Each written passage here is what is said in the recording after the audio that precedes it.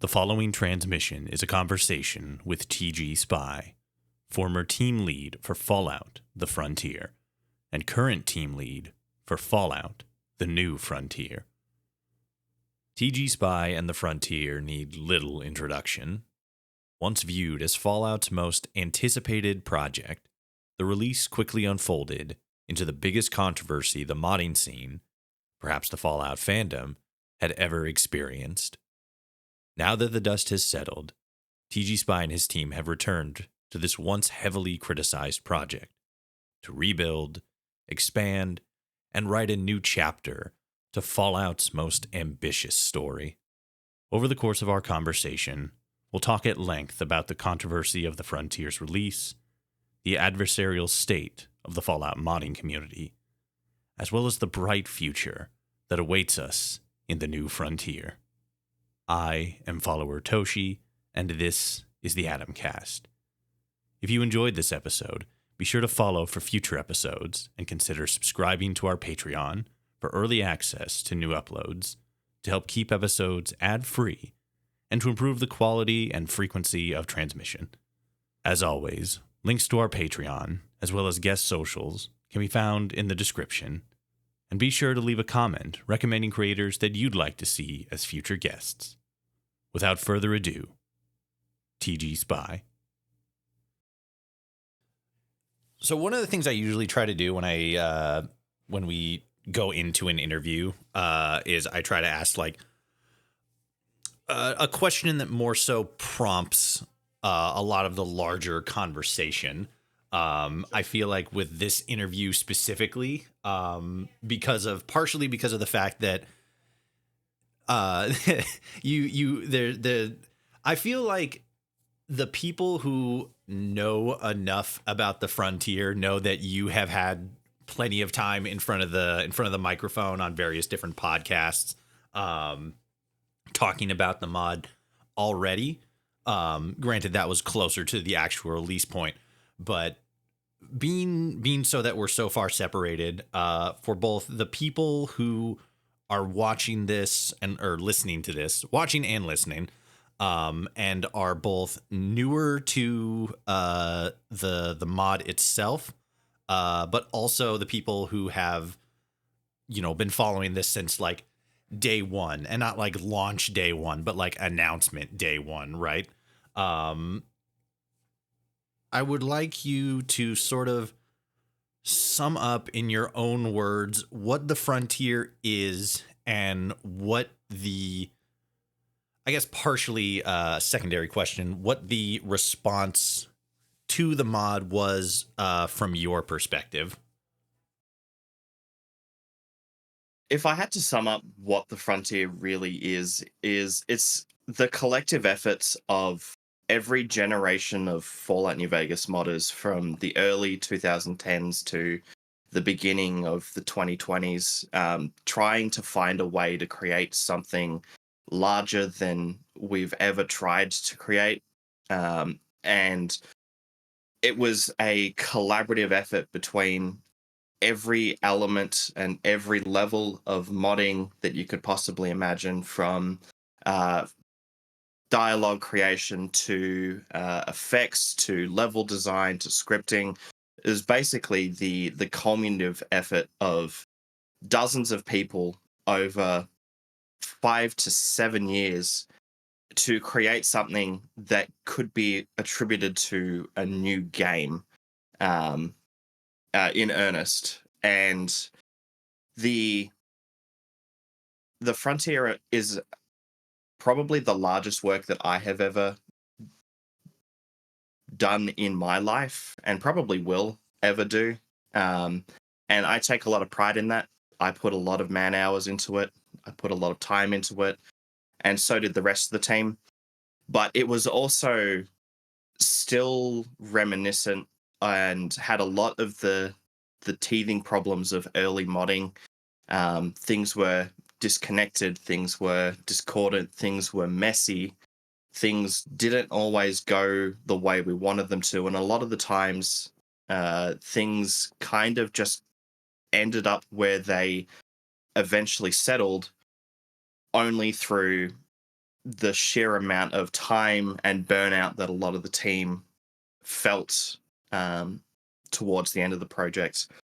So the release of the Frontier was kind of like our final chance to just take a breath out after so many years of development.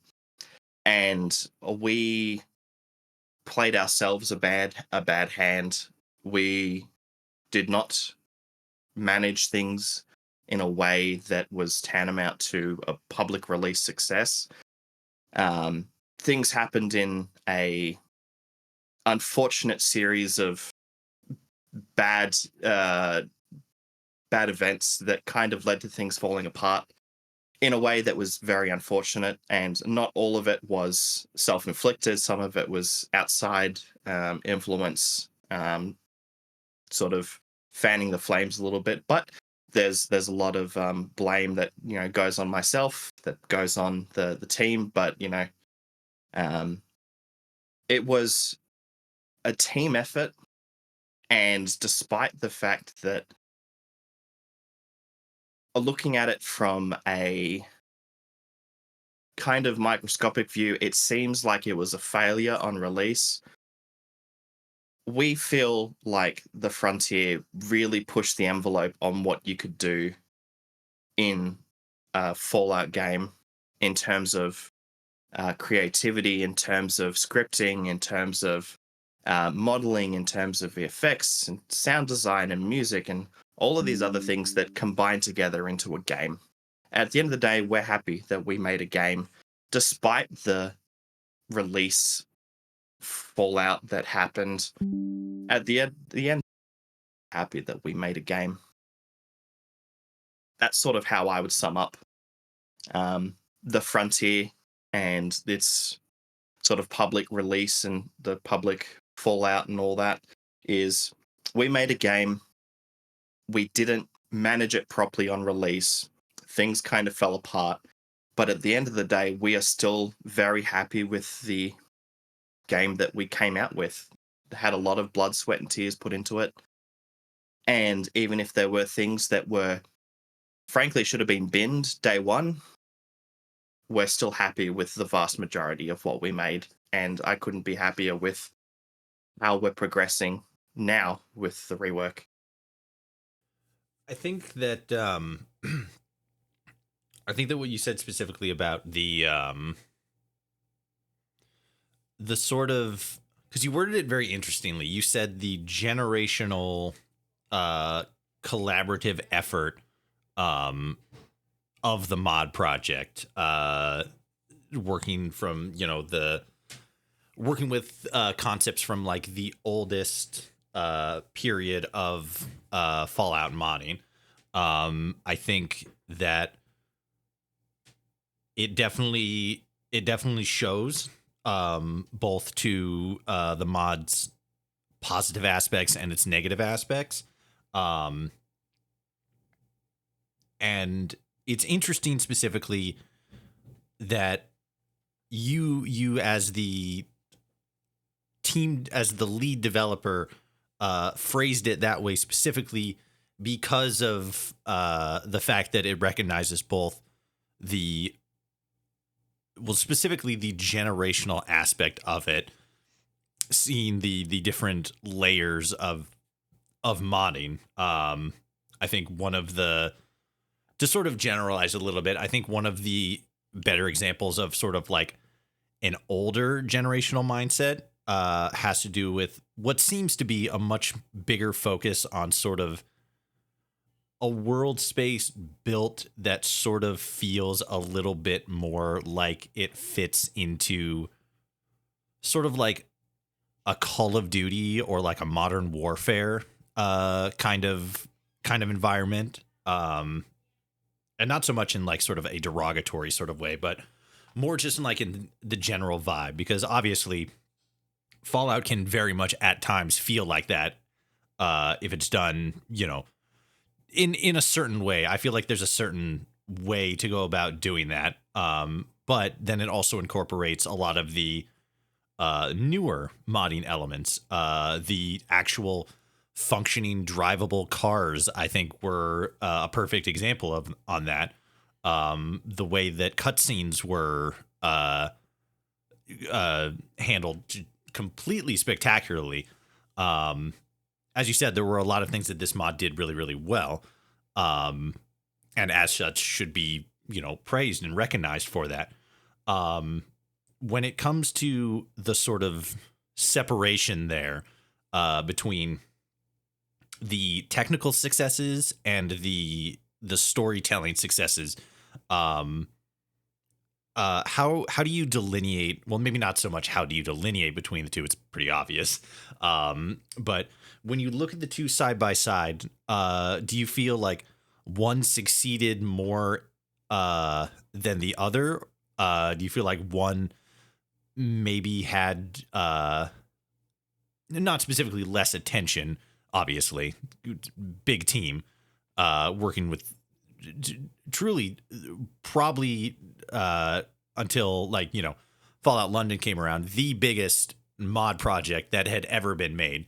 But when you look at the technical successes and the narrative successes, which do you see as probably the thing that more people took away as a positive experience from the project, and which one do you think should have been taken away as the more successful of the two?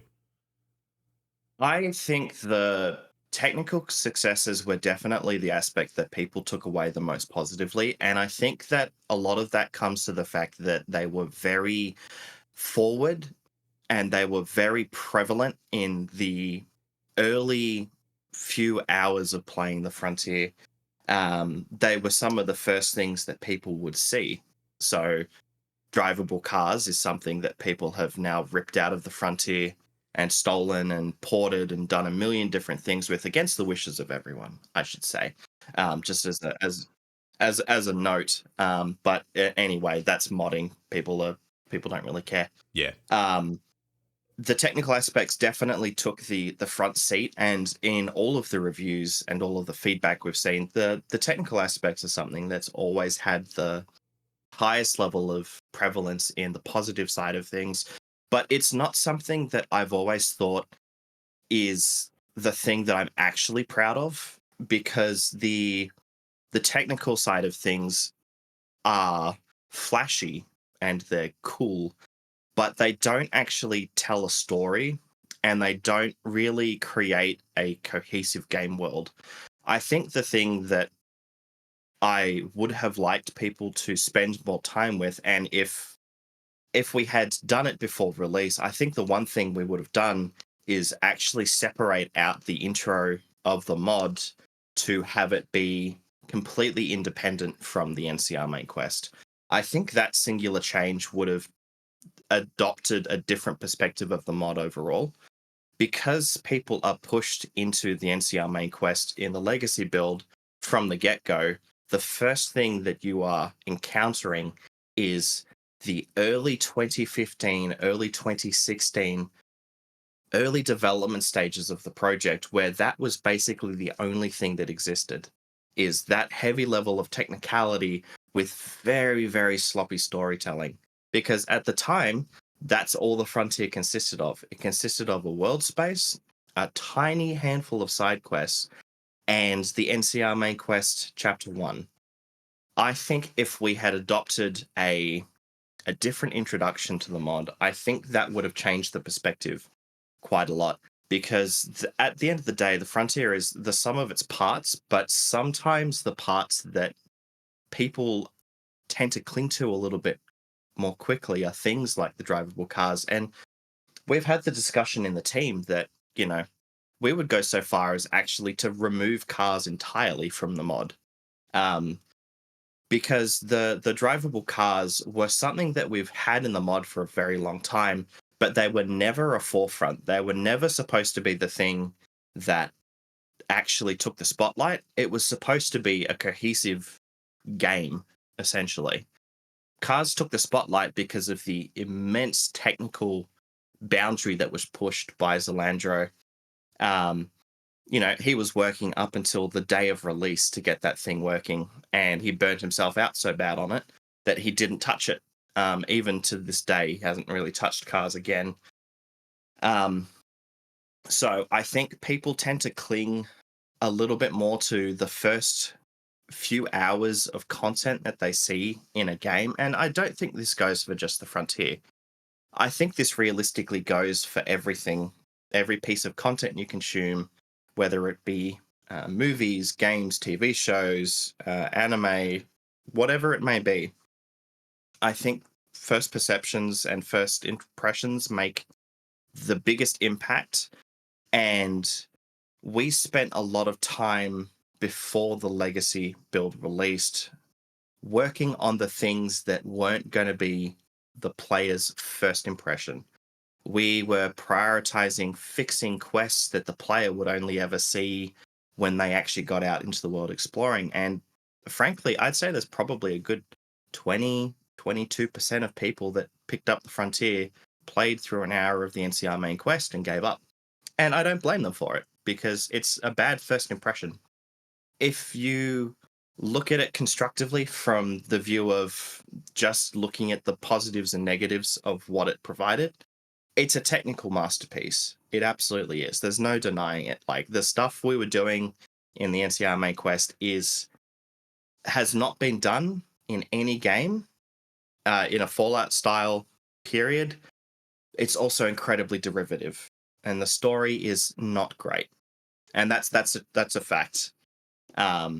So I think there is a level of disconnect that we sort of had as the modders on the projects in just looking at what players would actually be prioritizing and thinking about when they hopped into the world of the Frontier for the first time. If the technical aspect hadn't been so front and center, I think people would have spent a lot more time exploring and enveloping the world and reading the lore, because there's no lack of lore or notes or characters or quests to explore and to, you know, engross yourself in. But because the technical aspect was so front and center, it made people believe that that was really the only thing we had to show for ourselves, which was disappointing, because there's a lot more that if we had the forethought to do it, we would have done it. Can you explain a little bit more, or maybe go more in depth about what you mean specifically when you're talking about the introduction to the mod? Because you brought that up. You mentioned like the the beginning of the mod, or the introductory mission. For me specifically, when I think of that, I think more specifically the the small little thing where you just go to the camp in the Mojave, talk to Gray, and then get your load out, and then hop on the van and then head out. And then like for me, that's what I think of when I think about the introduction specifically, and then it goes into I mean, it is skippable, but from there it goes into Gray's backstory, or from Gray's perspective, the attack on Helios 1, Operation Sunburst, and then from there shows Blackthorn hightailing it out of there, giving Lee the finger, and then beating feet up to Oregon. Which I think specifically is a good opening sequence, because one, it shows off the cutscene stuff. Two, it introduces the fact that there's going to be missions where you play as somebody else, which from my memory, and anybody listening to this can definitely correct me if I'm wrong, or you can correct me if I'm wrong, was the first time we had seen something like that in a Fallout mod. And again, I could be way off on that, but for me, that was new for me. And, from a technical hands-on perspective, that doesn't really change anything, but narratively, that's really interesting.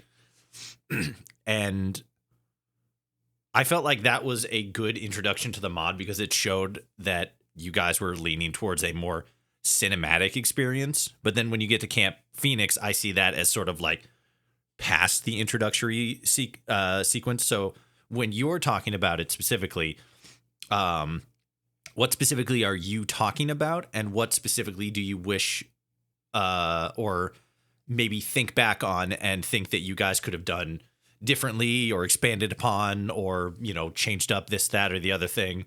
Um, and how you feel that could have been better, quote unquote, or more conducive to what you guys were initially aiming for. I think the problem was the way the player gets introduced to the frontier to begin with. The fact that the player is essentially thrust into the NCR main quest with zero break. You just had two or three.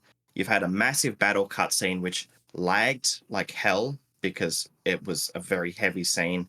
Already not a great first impression. You get to the backstory side for Grey and for Blackthorn, which is cool, but again sets up the characters, and you've already gotten some backstory and whatnot. But then you're thrust into that first NCR main quest mission, which is a linear on the rails escort mission, which sets the tone for what people might think the frontier is in such a bad way that you're kind of thinking, well, is this a mod or is this just a first person shooter knockoff clone? I think if we were to have done anything from the get-go, I would have changed the intro quest to be completely NCR agnostic and just remove the notion of the player being brought to the frontier for the NCR and have them be an independent contractor of some kind. So in the rework, for example, the player actually comes in as a slave. So the player is dragged into the frontier by a set of new characters under a false pretense, basically, and similar to the pit and whatnot. I was actually going to ask on that, and you don't have to say yes to this because I don't want to spoil anything in case people don't know about the people who know, but the people who don't know, I don't want to spoil anything for them. But for the rework, are you going for something more akin to like you're going to be using that mission as the new introductory sequence, or is it going to be something similar to that mission? So the way the frontier begins now in the rework is similar to how you'd start out in New Vegas and in 3, rather than you basically are on the rails until 2 or 3 hours into playing the mod. The way it starts now, you are taken from the camp at the Mojave, and then you're at the frontier in less than 10-15 minutes. And you are on your own. You have a quest, a main quest, of course, which is to find the slaver. And that's it. There is no more being forced or thrust into a long, linear, progressive quest line. You are left on your own. You are now open world. You can do whatever the hell you want. So we have completely changed the way the frontier plays from essentially railroading you into one main quest, and then you can kind of sneak off to one of the other main quests if you want to now you decide what you do from the get-go, which is how it should have been to begin with. And that's the biggest change that I think will make a lot of people really, really happy, is that now the player has complete autonomy over what they're doing, aside from the introduction of how the player gets into the frontier. But as I said, that introduction mission is less than 10 to 15 minutes. And a lot of it is just, players captured, brought to the frontier. There's some other stuff that happens there that's not worth going into, just to keep the spoilers. But the player is let loose really, really early on, which means that they are put in an area where they can take their own path to do whatever they want. The NCR main quest is gone. Just completely gone. That's not coming back. We will not be recreating or reworking or remaking or doing anything for an NCR main quest. And the real reason for that, we're all too tired to do it, honestly. The initial rework version, which we call Rework 1, I'll go into the rework history a little bit later because it's a long story.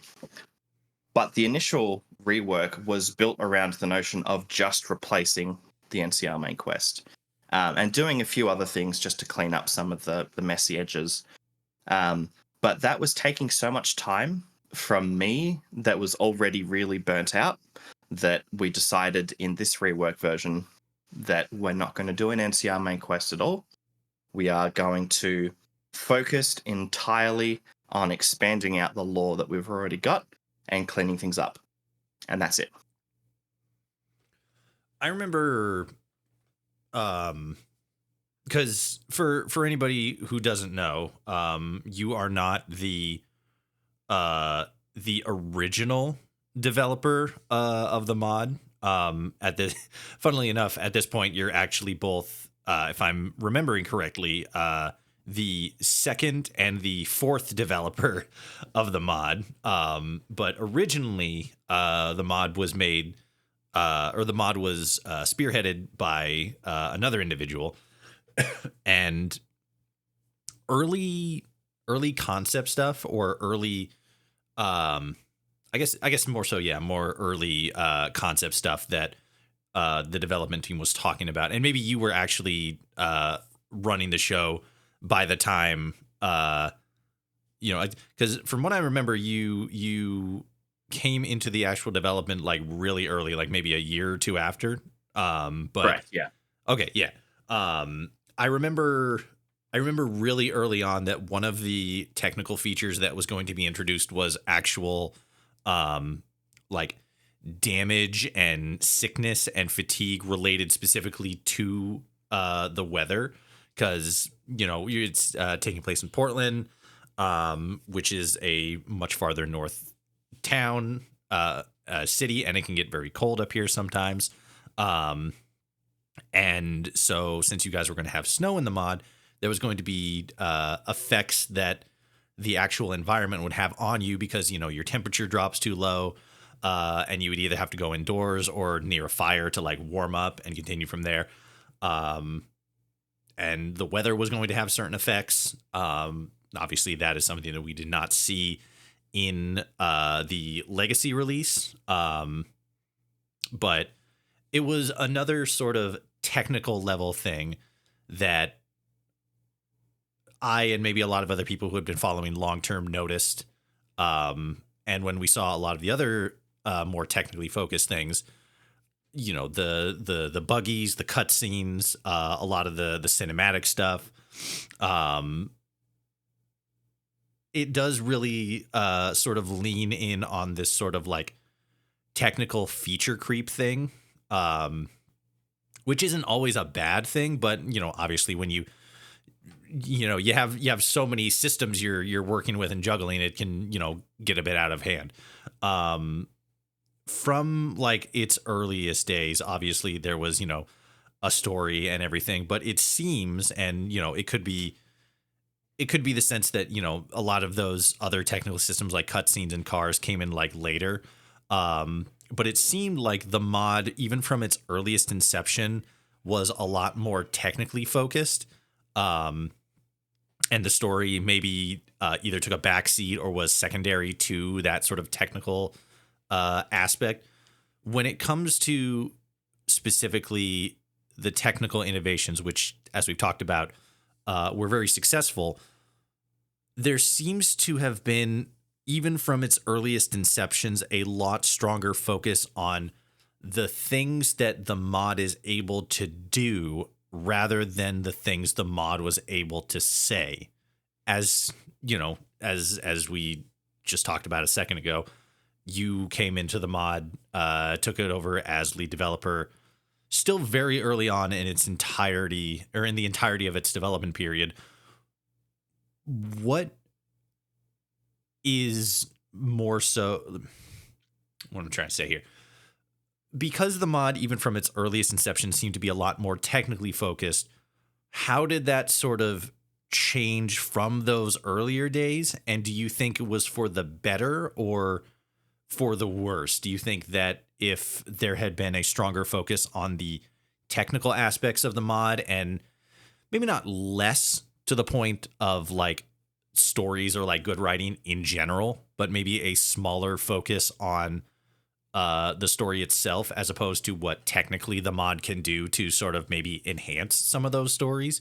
Do you think that would have changed the perspective, or would it have been just like, a wash? Um, for clarity's sake, Frontier initially was the NCR main quest and the world space, and that was it. To an extent that back then we had no idea. We had no idea the scale of what the mod would become. We were expecting to release in 2016, Mm. just before the release of Fallout 4. That's how misguided we were back in the early days when we didn't really know what we wanted to do. And the reality is I took over lead development in 2017, 2018. It was around the time that I turned 17 or 18 or something like that. Like I was still really young. Like that's the truth. Like I was still really young. So I was doing this when I was quite young. I had no management experience or anything. But I took over because maybe Next Time, who was the original founder of the mod, did not have the time to manage the team anymore. And so from that point out, that was when I took charge. And that's when we actually started doing the things that actually built out the world. The Legion main quest and the Crusaders main quest and all of the other side quests, that came about as a sort of pushback to only having the NCR main quest at the time. I knew that we couldn't release the mod with just a single patch quest, NCR main quest, and nothing else. The world that we had built for the Frontier was far too beautiful and far too full of potential for us to not do anything with it. So a lot of the technical stuff that we wanted to do early on was not a team priority. So chill factor, which is the weather, snow, cold system, was something that we were tossing up for a very long time. But the truth was the mod wasn't built around that being a key factor. The world space wasn't built around that being a key factor. And we knew that even early on, there was going to be too much work involved in trying to integrate it into the world in a way that would feel not only cohesive, but wouldn't just feel like a tacked on experience. And so we never really expanded it beyond very basic early prototypes and concepts. And it's not something that we're going to be working on in the rework either.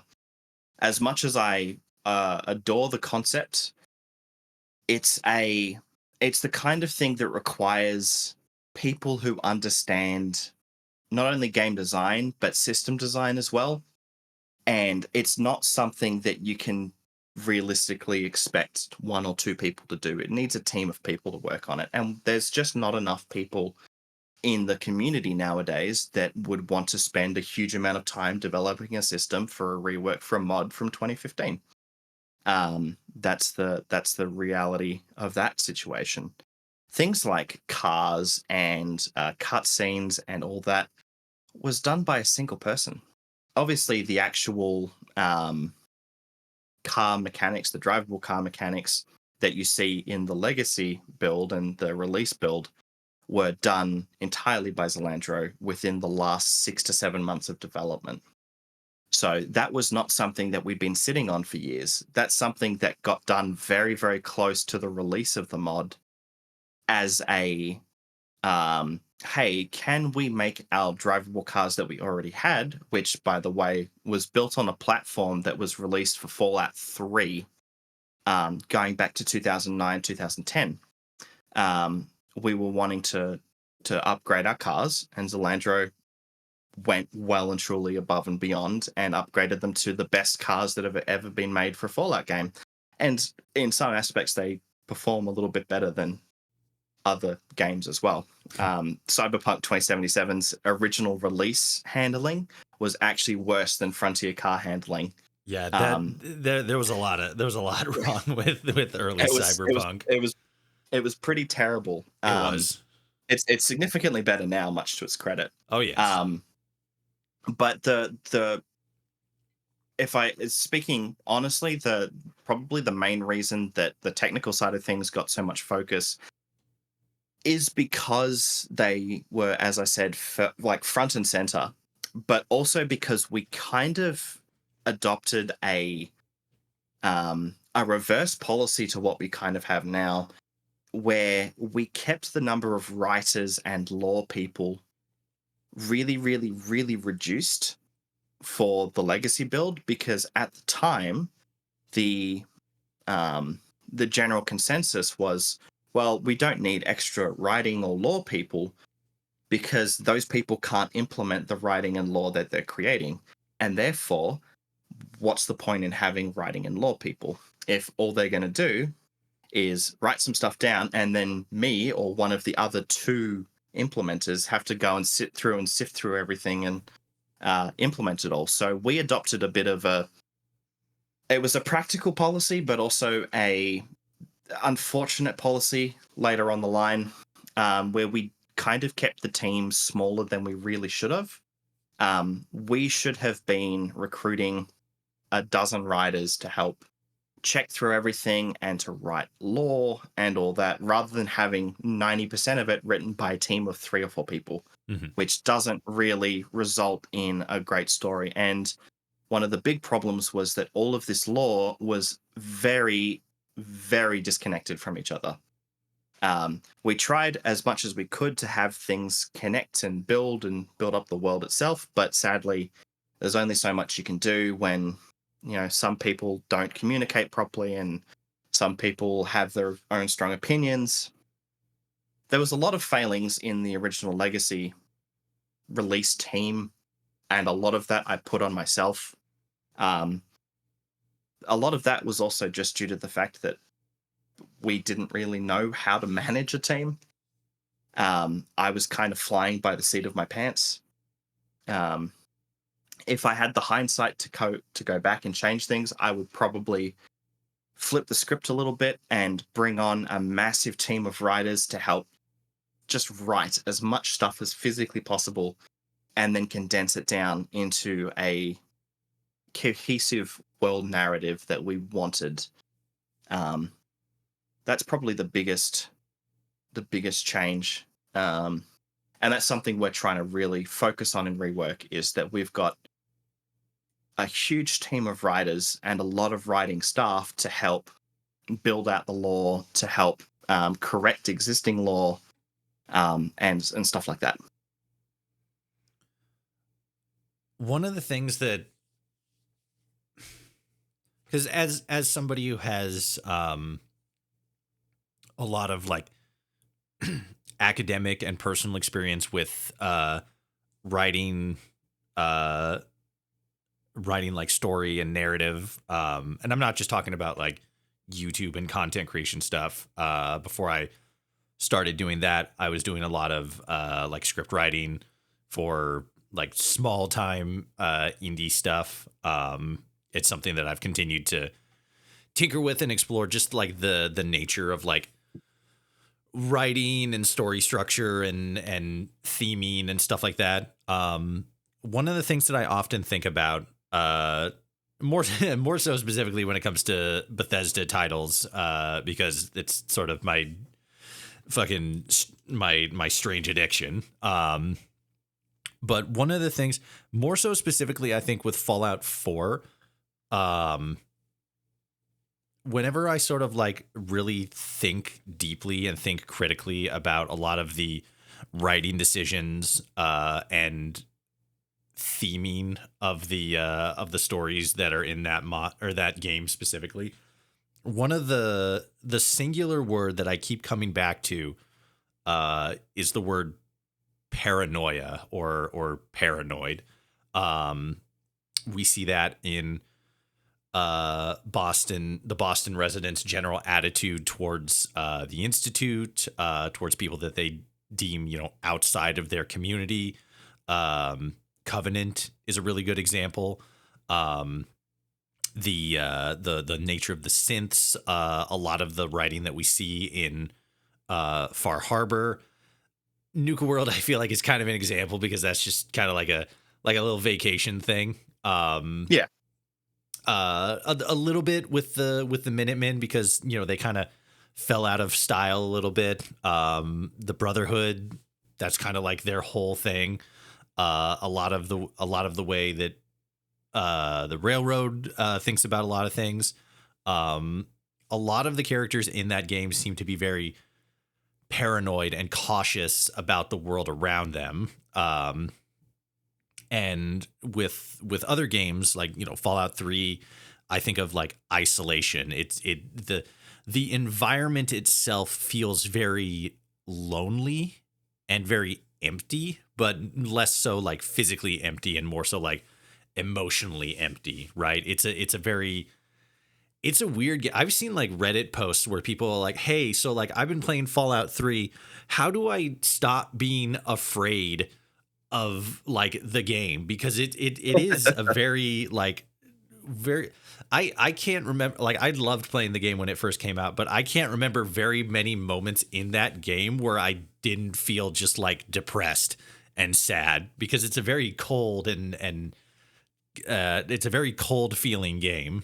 With Starfield, it's a little different because of new IP, new sort of world being explored. But a lot of the times, I just get the sense of like vastness, and a lot of the writing seems to be centered around the concept of like exploration and discovery and stuff like that. With the Frontier, what more so was like if you can if it can be defined in a singular word like that, what was the concept or the theme for the Frontier? Obviously when you took over, what was the overall singular concept that you guys were trying to approach the mod at, from the technical aspects, the world space design, the writing, all that stuff? What was the big theme that you guys were trying to hit on with the mod? I think the big theme that we harp on now, and it's harder to say if we had a cohesive theme back when I started and back when things were starting to pick up a bit more, um, because it was a little bit all over the place. Again, one of the unfortunate downsides of not having a localized team that can sit in an office and have a meeting for 4 or 5 hours to discuss the pros and cons and the ins and outs of how the story is going to develop. I think if I had to sum up the Frontier in 1 or 2 words, it would probably be redemption, or there was another one that we came up with recently that sort of fits a little bit more, especially with the new content that we've been writing. Um, Trauma is another one, but I think redemption is one that we sort of look at a little bit, um, especially when you look at the Crusaders and some of the side quests, and also to an extent the Legion main quest as well. Mhm. Rebuilding is another one as well. It's kind of like, if the theme of the Frontier is rebuilding the rubble and deciding who's going to rebuild the rubble, and if that rubble is worth trying to rebuild, or whether it's worth moving down the line and trying something new. Looking at the Crusaders, for example, that whole quest is about, if you break it down, it's all about Weaver's path to coming to terms with her generational trauma and the way that she was,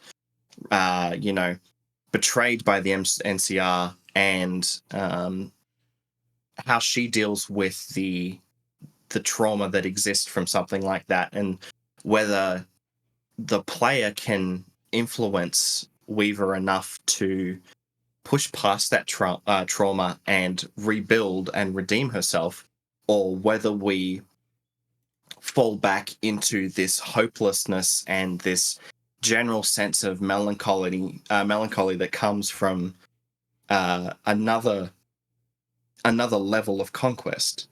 The Legion is, about rebuilding in, the Legate and Caesar's image, but it's also about Valerius slowly but surely becoming more confident in his ability to rebuild things in the way that he wants to, without the the iron hand of Caesar and the other legates forcing him to do so. The NCR main quest is a little bit less cohesive in terms of what the overall thematic narrative entails, because it was kind of built back to front. It was actually built chapter 1, chapter 3, chapter 2, chapter 4, and chapter 4.5, which sounds confusing because it is.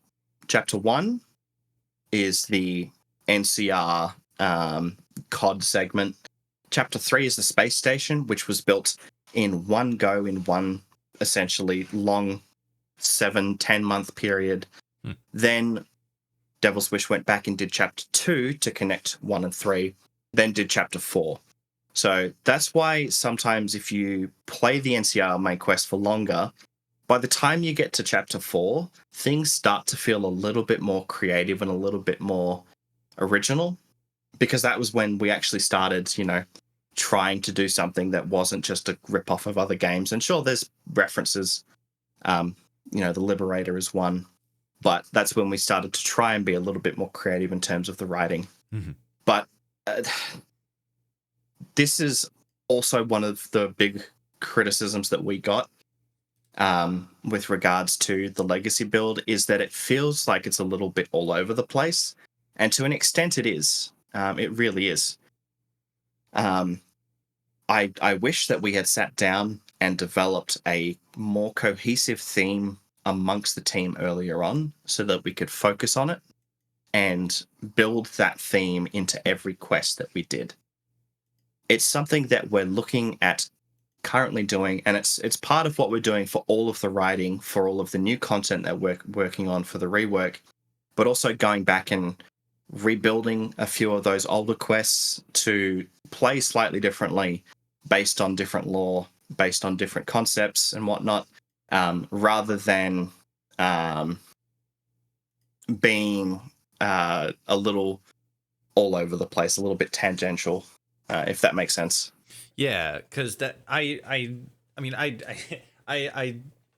talked to you about it a couple times, and I sent you like an early review version, but I did a big whole like story review of the Frontier for my YouTube channel, and even though it's not something that I specifically talked about in that video, it is something that I noticed about how each of the stories seems to be very like disconnected from each other thematically.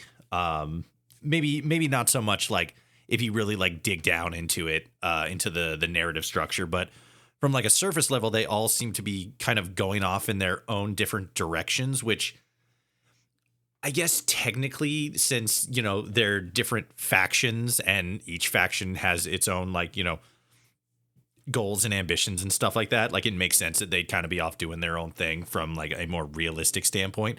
But in the broad scope of the entire mod's story experience itself, there usually is sort of a thing that like brings them all together to where they, collide and clash a little bit more often. And the only times that I remember that ever really happening in practically all three of the mod playthroughs was either with like the Crusaders, where if you like make sure everybody stays alive and you get like the good ending, you talk with Blackthorn, and then you the Crusaders and the NCR work together, they take down the Legion.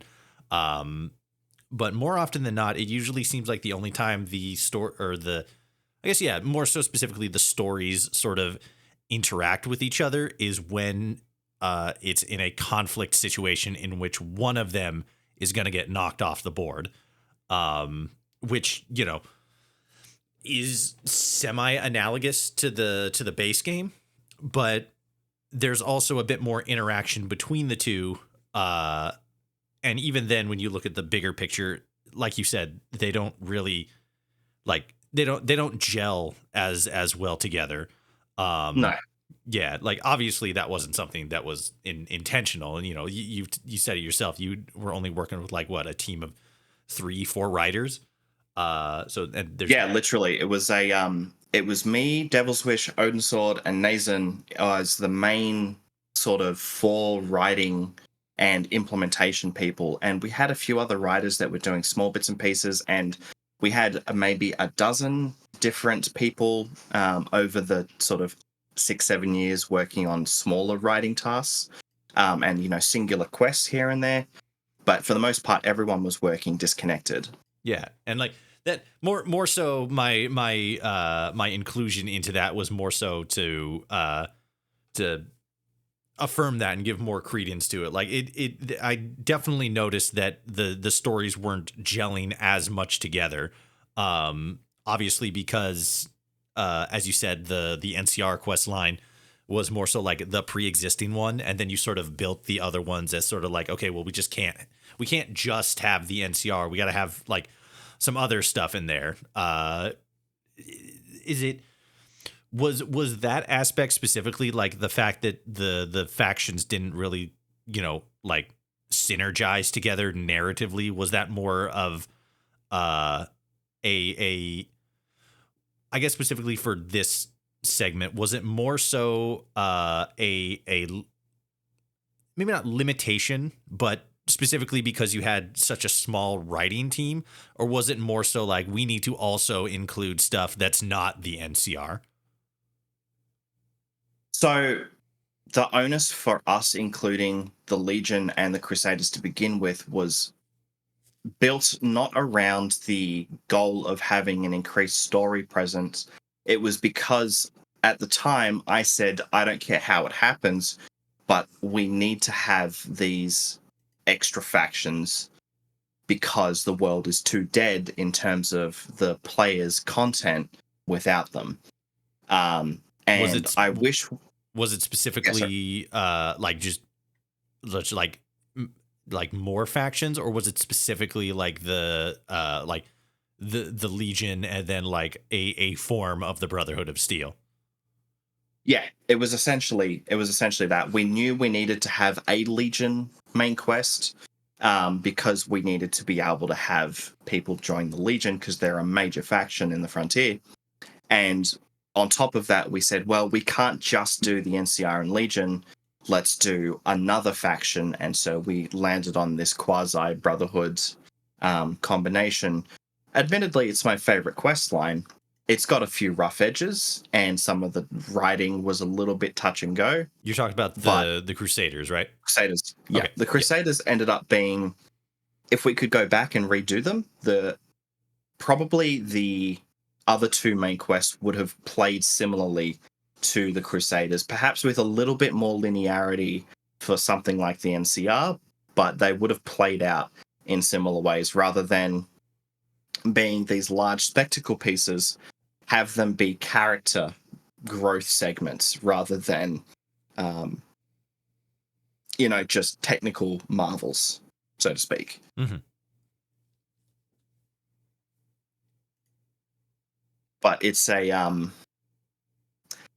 yeah, we could only sort of do so much, and because there were certain elements of the NCR main quest that we kind of needed to have present. The space station is a big one. That needed to be both present in the Crusaders and the Legion, um, because there was too much existing lore in the world that alluded to it and was built around the space station existing, that we needed to have some level of it in the main quest. I think we could have done more with it. And in rework 1, we did actually kind of rework the entire concept of the space station has been completely redone. But those were kind of the only real levels where we had the NCR and the Crusaders and the Legion all kind of interacting with each other. Otherwise, they did kind of just sit as their own main quest without a whole lot of cohesiveness to them. Is the is the space station going to be in the rework mod? You will not be able to visit the space station. No, we God. have completely Like we don't have get me wrong, completely removed there it. were parts of the space station experience that were kind of neat and I thought could be kind of cool, but like I don't know, man. I think the reality is if the space station was either its own quest you could do, or realistically, its own entire mod, it would be amazing. Like it would be sick to have. Wow, look at this technical Marvel mod! But because it was part of the Frontier, and it was part of the Frontier very early on, unfortunately. We kind of had to go, oh, fuck, we have to sort of make this work with one another somehow. And it kind of didn't mesh particularly well all the time. We have kept the notion of a space object in the mod. It's no longer a visitable, habitable space station. It sure as hell isn't Archimedes, because that lore doesn't make sense. That has been scraped off the gutter and thrown in the bin where it belongs. We have adjusted it to still be something that's present in the Legion and the Crusaders, but they're now it's now slightly different in how it works. There's a lot less priority on it, and it ties into how we've adjusted the Enclave as well. Which is going to be one people probably want to know a lot about because, you know, everyone wants to know about the Enclave for some weird reason. Yeah. I think that narratively, when it comes to the Enclave specifically, I think that narratively there's a lot of interesting things that they, could do, could potentially do, could be explored. I think specifically in like the Fallout Prime, which is what I refer to that's what I call the Amazon series, because it's on Prime. Yeah. I think that we're probably going to be exploring a lot more of the potential of their faction, both in that show and then probably in like Fallout 76. But there is a certain level of appeal that I can see with the faction, a certain level of interest. But I mean, if we're going to have a situation to where it's like we can't have the Brotherhood of Steel in every single Fallout entry, then it has to apply for the Enclave too. Like, they're cool, I get it. There's a lot of interesting stuff that could be done with them, but they don't have to be in every single project. Like, we need to diversify a little bit. Yeah, I think the reality is, and I've said this before, and I'm going to get flack for it. I just don't think the Enclave are interesting enough of a faction for us in the Frontier to justify putting extra effort into. We have put the extra effort into them regardless. We've expanded out their lore. We've given them some semblance of some things you can do regarding them. They are still a hostile entity, but they are no longer the mindless meat puppets that they were in the original build. They're now human. They are now a slightly more explored faction in regards to why they exist, but we're not giving them a main quest because honestly, we don't know what the hell we do with a main quest for the Enclave. Like, we thought about it, we discussed it, we had plenty of internal conversations about what we do with a Enclave style main quest, but all of them just ended up being some variation of a linear shooter again. And I was like, this is boring. This is disinteresting to me. The Enclave as a faction just don't have enough relevance in the Frontier for me to justify giving them any extra content beyond what we've already planned for them. So they won't have a main quest. They won't have much in the way of side quests. They will have one side quest related to them. But otherwise, they exist in the frontier as not a leftover, but a more refined faction that has a reason for being the way they are, but not necessarily going out of their way to make them anything other than the evil faction. Because I don't see the purpose. I just personally do not see the purpose in giving the Enclave friendly, happy-go-lucky. It just doesn't make any sense to me. You had me. Every You had me sweating there a little bit when you're like, I got something to say about the Enclave, and I don't care who knows it. Had me. Oh, had the heart palpitating there for a second. Like, oh no.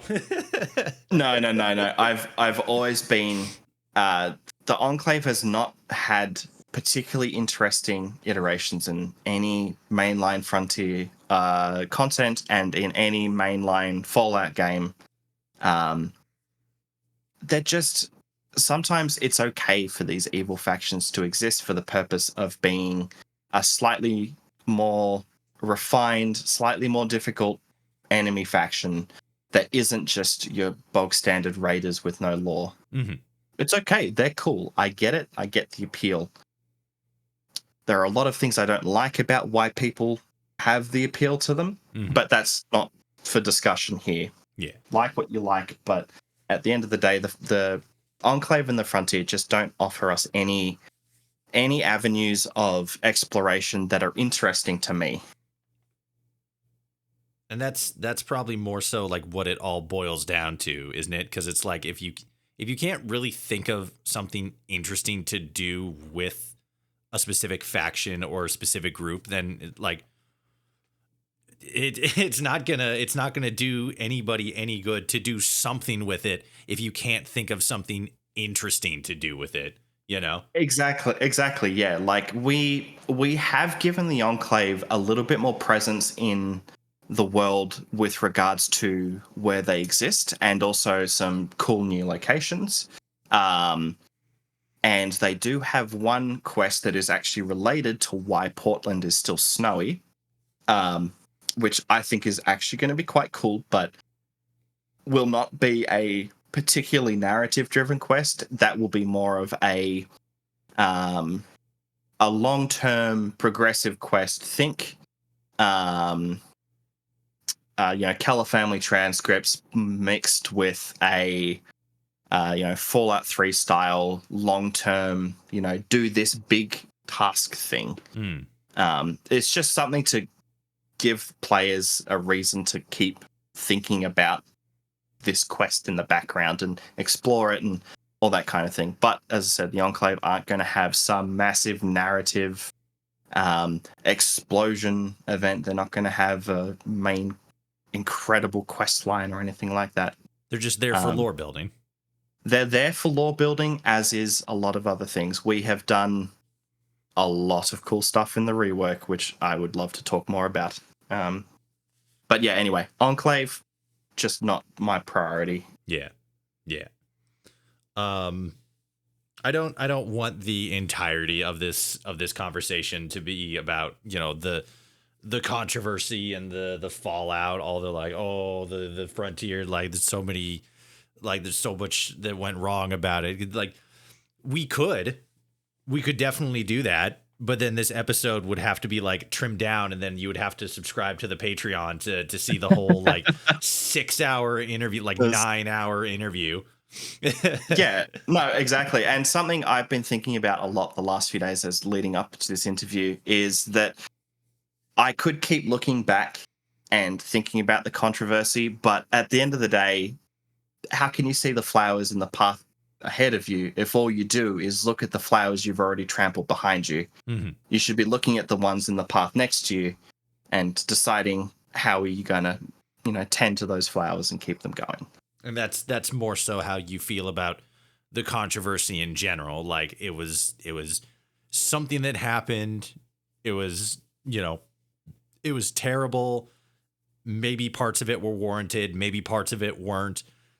a lot of it might have been, like maybe not like, wanting to like, oh, we're out to do something like malicious. Like some people are like, oh, they purposefully set out to make, Fallout modding community look stupid or like, oh, evil twiddly little mustache kind of shit. But like it was something that you recognize like happened. Maybe part of it was on our side. A lot of it was uncalled for, but a lot of it was also like justifiable, right? But you're looking forward for where you can go from here. Yeah, exactly. As I said, I don't want to prioritize the treading ground behind me. I want to look to the flowers in front of me. So, the controversy and all that happened in it was fucking sucked. It could not have happened at a worse time in my personal life. That was kind of one of like 4 or 5 horrible things that happened within the span of 2 months. But beyond the point, that sucked. It sucked, and it did put a stain on the community for quite a while. It brought out a lot of very, very bad actors. And to an extent, most of them have kind of disappeared now that the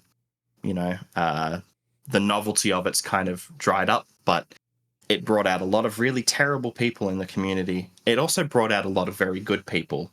A lot of people who showed their support, a lot of people who went out of their way to thank us. I still get emails and Nexus DMs occasionally from people just thanking me for my work and for the team's work. And then, of course, I also still get Nexus DMs from people telling me that I should, go shove a lampshade up my bum, amongst other things. But I'm happy with where we've come, and I'm happy with where we're going.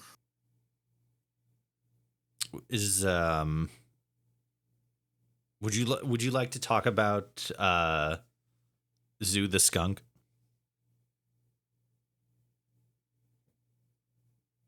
That entire saga was a mess from the get-go, and the way it was handled is not how it should have been handled.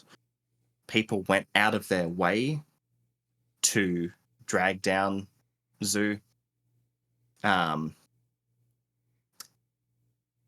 I'm not going to sit here and lament over, the good or the bad of the situation. It was a shitty situation, and I take some of the blame as to how, he handled and he was handled, and how all of that happened. But again, the worst part is all of that controversy mostly happened whilst I was asleep. I woke up to it, so I didn't even get a chance to make the announcements. I didn't get a chance to handle it in the team. It just kind of happened whilst I was still asleep at 4 or 5 o'clock in the morning. Would I handle it differently nowadays? Yes, absolutely. And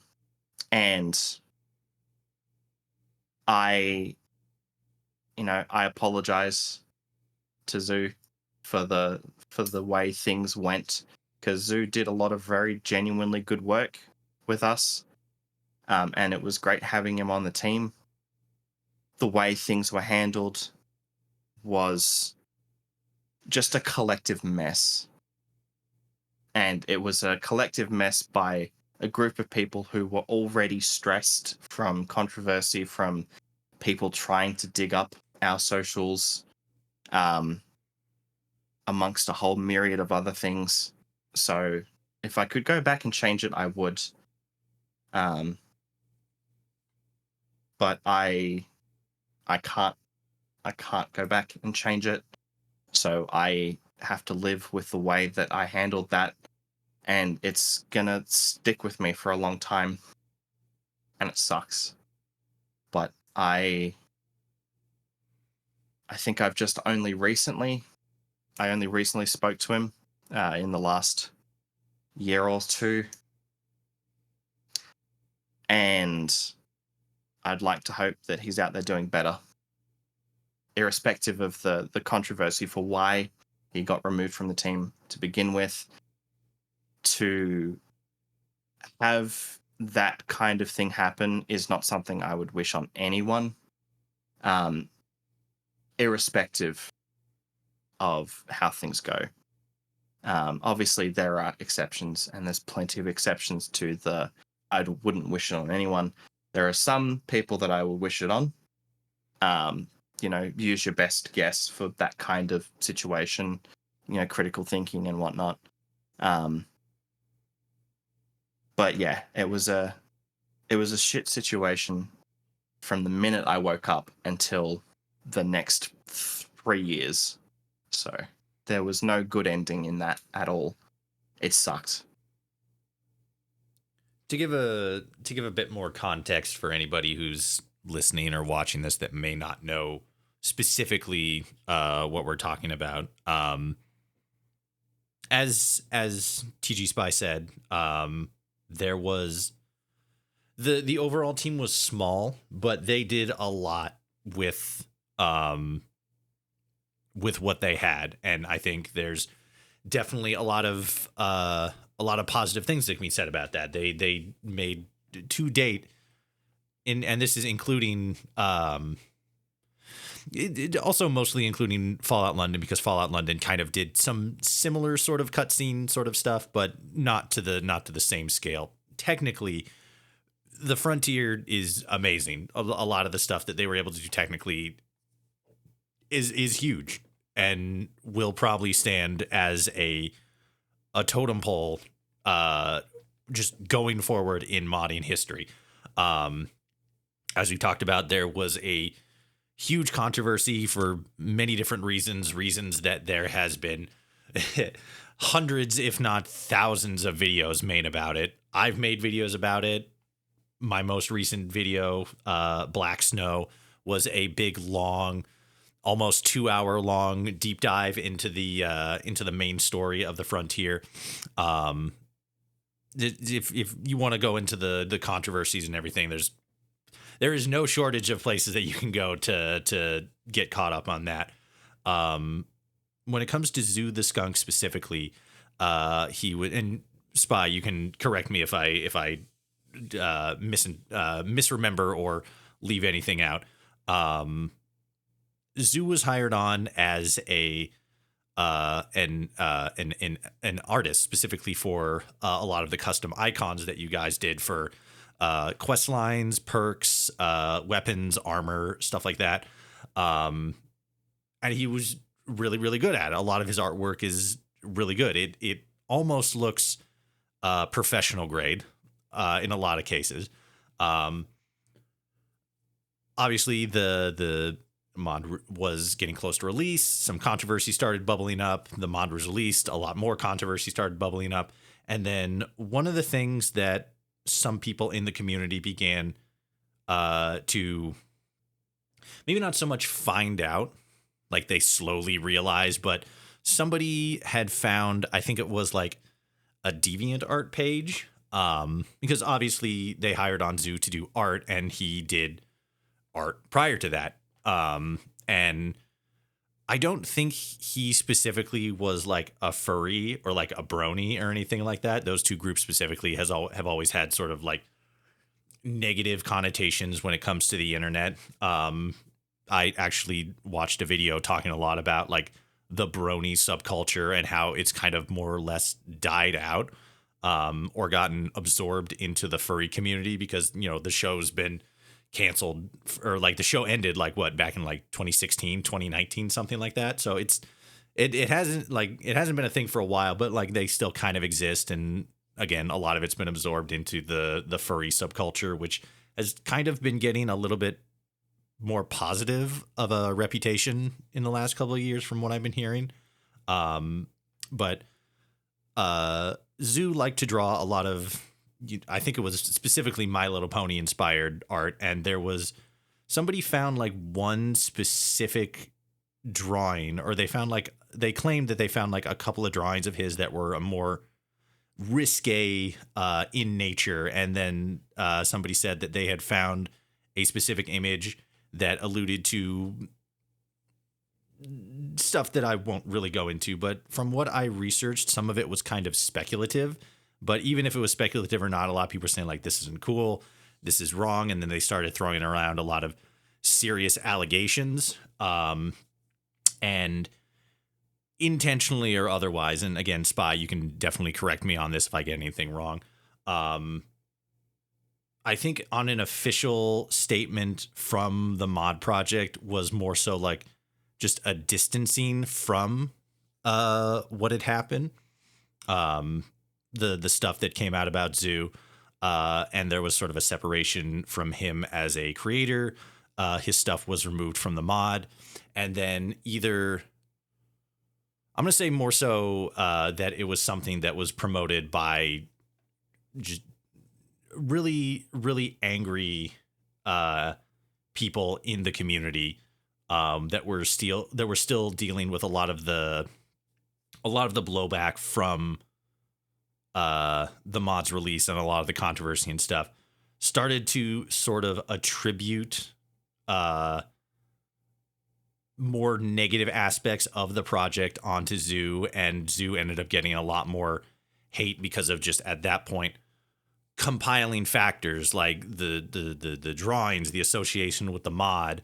I think there was some like little mission that you could like a side mission, an unmarked side quest where you could like go on this little like scavenger hunt kind of thing, and then you get pointed to this shack and there's like a bunch of like stuffed animals or something, and people saying or like, oh, like they were all filled with like self-insert characters or like My Little Pony characters, and there was a jar, and and like all this. That's a funny one, because I was literally just looking at that interior about 5 minutes ago. Yeah. That was literally just a side quest where you collected a whole bunch of notes, like as a scavenger hunt, and then the end of the scavenger hunt was you got a couple of weapon mods that Zoo had made, and Zoo had also made a plushie of his character, and as like a retext of one of the teddy bears, and put it into the mod. Yeah, and it was just like a panda. Yeah, it was literally just like his self-insert character. And I did not mind that because it's really not a huge deal. Yeah, like, and like again, he did the art for all of the icons and stuff, and they were really well done. So like, oh, I'm just gonna do like, can I just do this unmarked quest? Yeah, sure. That sounds absolutely fine. But the way some people online were making it sound, and made it sound like oh, it's filled with like, a bunch of like, pink ponies and provocative, like all this, like, it's like, no, that's not what it was at all. But the truth is nothing about the controversy that happened with us was done in good faith. Everything was done as a matter of bad faith. There were some elements of it that were truthful. Some of the elements which realistically under a microscope look kind of some of the inserts, some of the character writing was a little bit skeevy. The number of instances of that was maybe 2 or 3 across the entire game. Mm-hmm. People also became very prudes. A lot of people became prudes all of a sudden and were finding things in nothing and pulling things out of their ass for that kind of thing. So again, a lot of it was not done in good faith, and it's always funny to argue the point that a lot of the stuff the Frontier did has been done and rehashed in 3, New Vegas, and all of the DLCs, and going back to 1 and 2. We didn't really push the boundary that far in comparison to what even 3 was doing. I mean, some of the shit they were doing in 3 was pretty crazy at the time. And we can't sit here and admonish a, creator-made mod for doing these things and then cherish the things that were done in Fallout 3 because, oh, look at this mature writing, look at this deep, dark writing, and then you look at Frontier and it's like, oh, these modders are self-inserting all their fetishes again. It's like, that's bad faith arguments. Yeah. Me personally, I definitely a lot of people point to like America, and that's kind of like whatever. But then like for me personally, I think that maybe May was probably like the worst one. But from a lot of the other, because I've seen some content when it comes to like gaming and like just the internet in general that's like way worse. But like for me personally, May was probably like the worst one. But when you look at like the grand scope of things, like it's still kind of a stretch for some of them. I can Yes, definitely see a absolutely. lot of the arguments, but it definitely felt like there was a lot of like piling on for some of them. A lot of the America stuff, specifically for Oh, me, yeah. was to that extent. But yeah, Yeah. yeah, A lot of the um, America stuff was way overblown to a point where it's ridiculous. The May thing was one where even I'm like, I get what is trying to be said here. It's like mhm. a Life is Strange character that, represents a teenager. And maybe in a Life is Strange game, that'd be fine. In Fallout, it comes across as a little um, disconcerting. So those characters got wiped in like version 2 of the mod. So Yeah, I'm not really fussed about that because that's yeah, all gone already. Um, I mean, the mod's got like 30 plus thousand lines of dialogue. Um, there's a lot of content. So going through all of it with a microscope is a time consuming process. It's one we've done for the rework, but mhm. it's a time consuming process. Um, but yeah, as I said, a lot of the controversy is, in my opinion, a lot of it was overblown to the point of ridiculousness, with not really a lot of good faith arguments being made. The people who made actual critiques, however, was how we actually ended up building the rework. Because we took the people that had given us genuine critiques, people like Mike Burnfire and a few other YouTubers who actually made genuinely good feedback videos on the kind of content that we did. And we invited them onto the team. We brought on the people that had the biggest complaints with how we built the story and invited them onto the team. And we built a lot of the rework around getting those kinds of things fixed up. So don't worry, guys. You're going to see a lot more Trochili in the rework. They were gone from version 1. I can give a quick rundown on that because I don't think it's ever fully been explained why they exist. The TLDR for those is we had a custom creature that had animations made. Those animations were a Cheech and Chong reference Mhm. where they were smoking bongs, and it was supposed to be just a meme. We had the creatures, we didn't know what to do with them. Towards the end of development, we decided, you know what, fuck it, let's try and give them an interior. We made an interior for them. It was an awesome interior, mind you. We set them up there. They were just going to be a meme character. We said, okay, well, maybe we can expand them into a bit of a civilization faction kind of thing.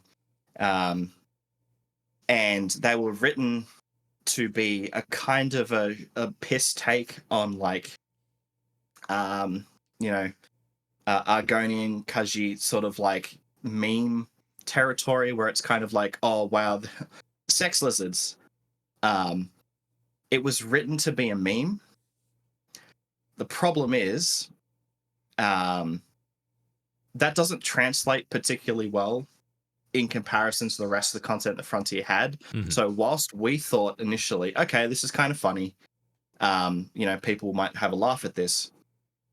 Sadly, the person who a person who is a YouTuber who I'm not going to mention by name because he doesn't deserve a single ounce of my respect, um, didn't get a voice acting role, was pissed about it because we then cut him off, then decided to look at the casting call club announcements for the Trochili casting and spouted to his audience, look at these ridiculous sex lizards that these guys are adding in. These guys are pervs and groomers and all this other shit.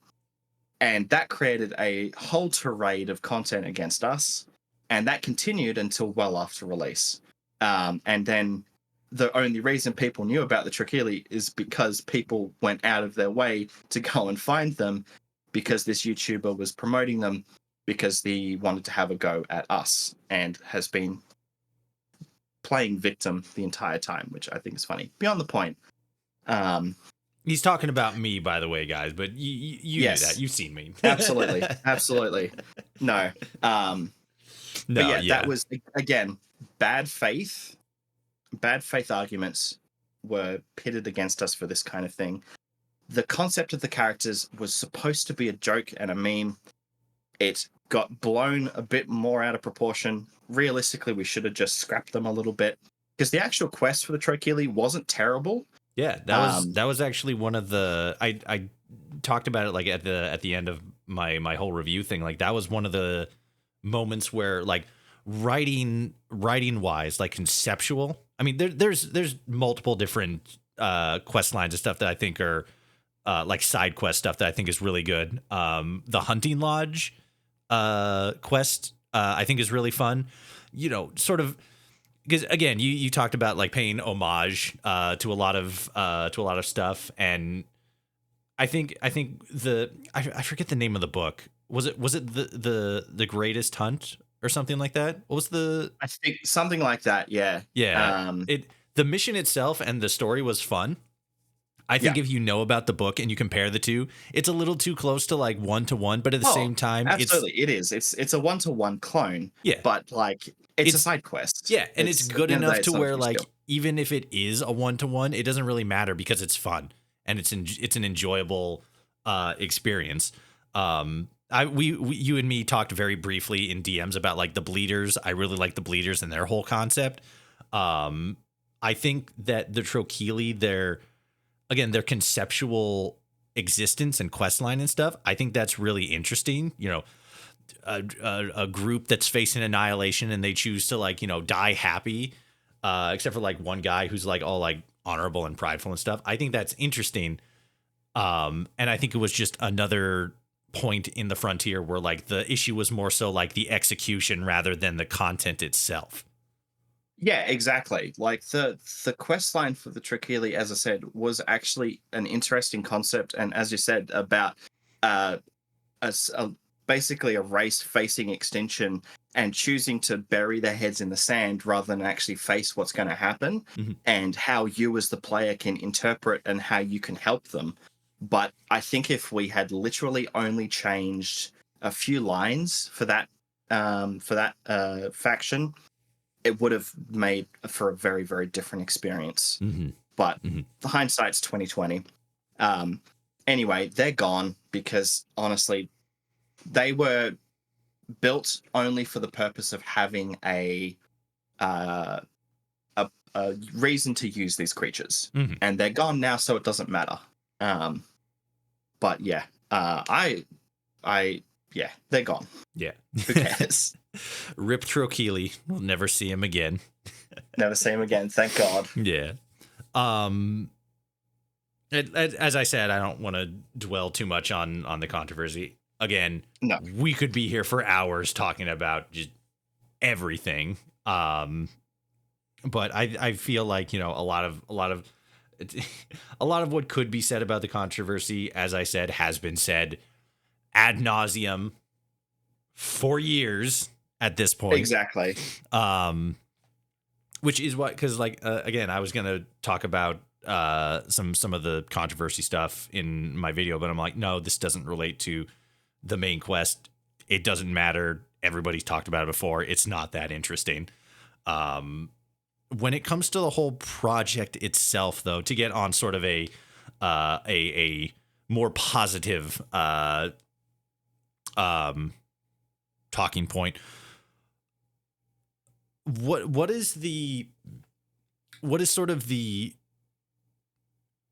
like looking at just like specifically the non rework content, what is the thing that you more so regret regret Wigwets. regret what is the thing that you regret about that's just the rest of the interview. I just talk like that. What's the thing that you regret the most about the legacy build, and the thing that you are like the happiest about, the thing that you take the most pride in? Okay. That's a not a difficult question to answer. I think the thing I'm happiest with the legacy build is the sheer amount of content. Mm-hmm.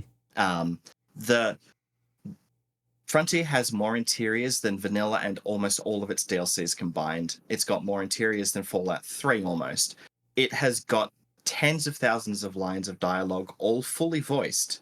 It has got dozens of new weapons. It's got dozens of new armors. It plays like a new game, especially once you get into the open world aspect of it. I think the thing I'm happiest about with the Legacy build is how far we were able to come in such a short time. Because we went from having very little to a few years later having enough to complete an entire game's worth of content. That's the thing I say I'm definitely the happiest about, is just how far we came with how little team of people we had. Because I know how big the Fallout 3 and Skyrim teams are. The fact that we were able to release with the amount of content that we had fully voiced with a team of less than a few dozen people compared to the hundreds of people that I know exist on the Skyrim projects is a testament to the amount of effort the team put in. Because it's a group effort, and everyone put in a lot of really, really hard effort. If I had to say the thing I'm the most disappointed about in Legacy, it was definitely the intro. As I said earlier, I think the one change I would have made if I had more lucidity to think about it at that time would be to change how the way the mod opens to be entirely open world and point the player to the NCR or the Crusaders or the Legion without having them be tied to one another. So that's the one thing I'm most disappointed about, because it made the biggest impact in terms of how people experience the Frontier for the first time. How do I word it? Where's the fucking Steam release? Steam Where release, is it, Spy?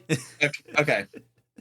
Steam release didn't happen at the time, because we were actually having a few issues with our installer, and we, unbeknownst to most people, we actually had the Steam build basically 100% ready to go, except for one single line in an ini file that wasn't getting set by our installer that was making the mod fail on load. That single line is what stopped us from releasing on Steam on release day. There you go. That's why. Blame the sadly. line. Hashtag blame the line. Yeah, S hardware adapter. I hate that shit. So it was just one single file. So you guys had a Steam version that was ready to go, ready to roll out. And yes, for context, keep this in mind. Granted, the total file size and everything was probably bigger with Fallout London, but one of the things that a lot of people say, like, oh, it was Bethesda. Bethesda threw them under the bus with the Fallout 4 remaster.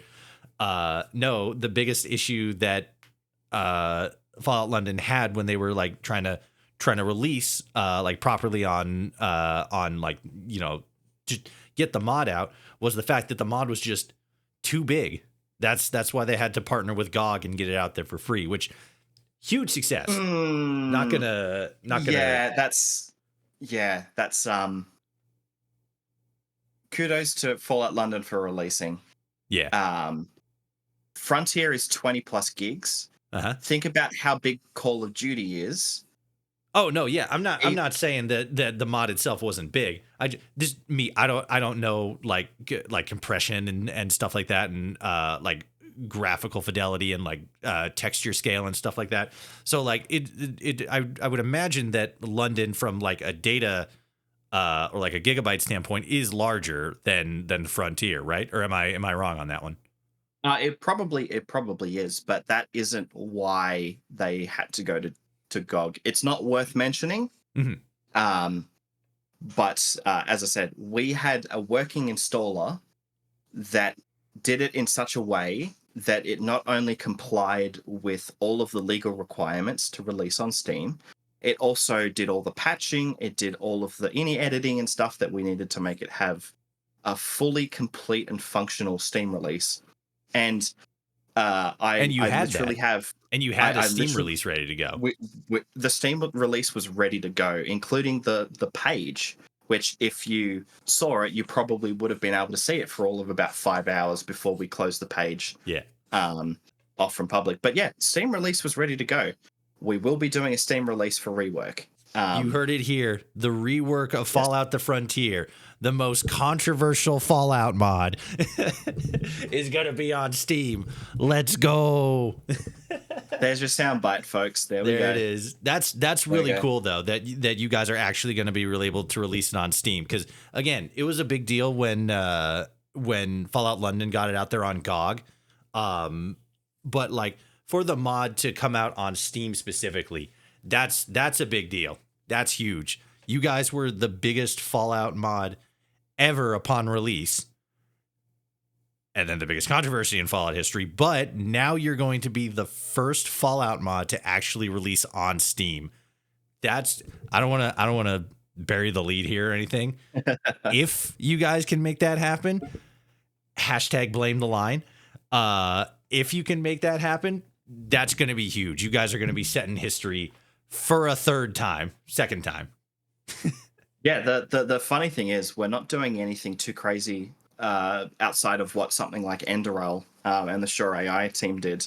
Obviously, we have to do a few more funky things because we aren't packaging a whole heap of Skyrim stuff or the similar style stuff directly with our build. But as I said, we had the Steam release build 100% ready to go. The only reason that it wasn't ready to go is because that single ini line was not getting set.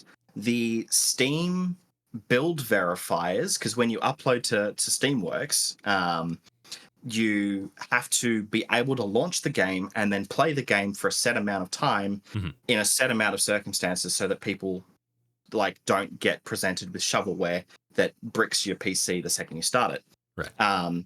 Because the Steam integrity build verifier people, of which it's a third-party contractor team now, I think, couldn't start the game because of that missing ini line, they kept knocking us back.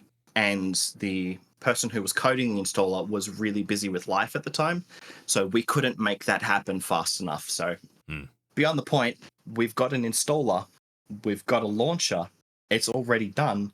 It's just a matter of fixing that one thing, and we're pretty much good to go on regards to uploading to Steam. Is it still something that you guys are working on, or do you like have it fixed at this point? Oh, it's still something we're working on, not because it's a difficult fix, but just because it's popped down the priority list a little bit. Yeah, there's finishing the mod is kind of a little bit more the important than first, making sure that you can put it up on Steam. Yeah. Exactly. Yes. Well, that's awesome. That's great to hear. I just wanted to kind of like joke about the whole Steam release and stuff, because again, that was something that when the Legacy mod was coming out was another like big deal about the project. And then it just never happened. I think some people think it never happened specifically because, you know, you got all the blowback from the community. Oh no, it was that too. I decided that. Yeah, you know obviously, yeah. It's not. Yeah, like what are you gonna do? All the controversy happens, and then like a month later, you're like, hey guys, guess what? Steam release. Woo. And the guy in the back's like, get off the stage. Like, okay. But that's cool. That's amazing. Congratulations on getting that set up. Speaking to talk more about the rework specifically, the new rework, the new frontier, yes, as it were. Obviously, we've talked a little bit about it already. We talked about the way that the intro is going to change up.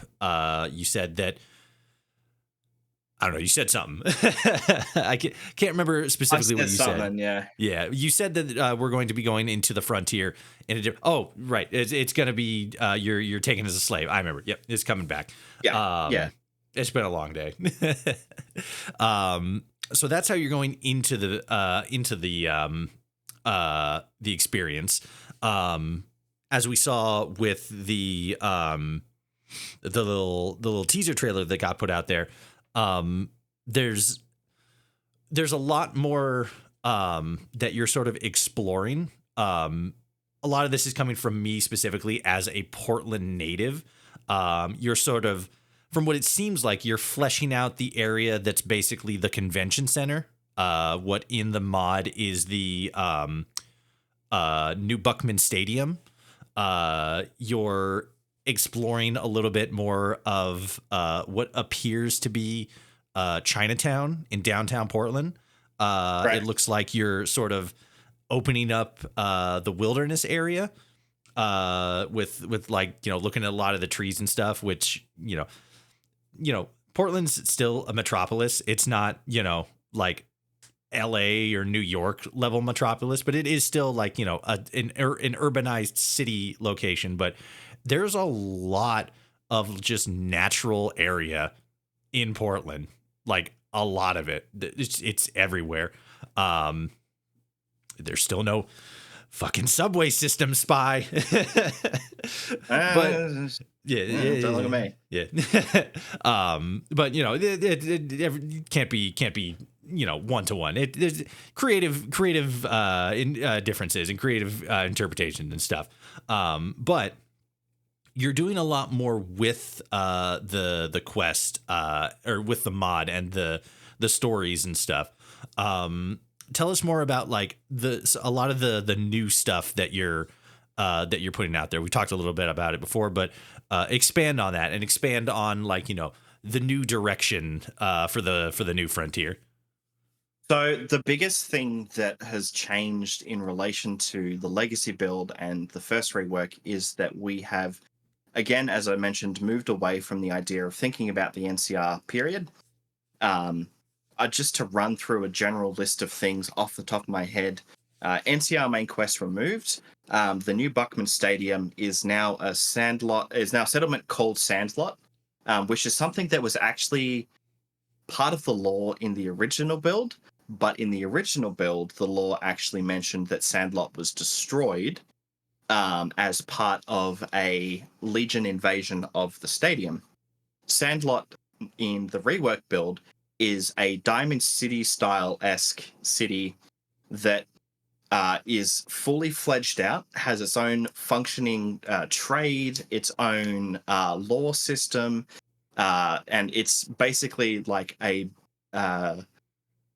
collective center for the scavs and the Legion to exist and co-harmonize in their own space. And there's, a dozen different quests that we've got on the plate to associate with this space. We've got 50 plus new NPCs. Like there's 4,000 or 5,000 lines of dialogue written for Sandlot already, which we're slowly getting voiced. That's the singular biggest piece of content.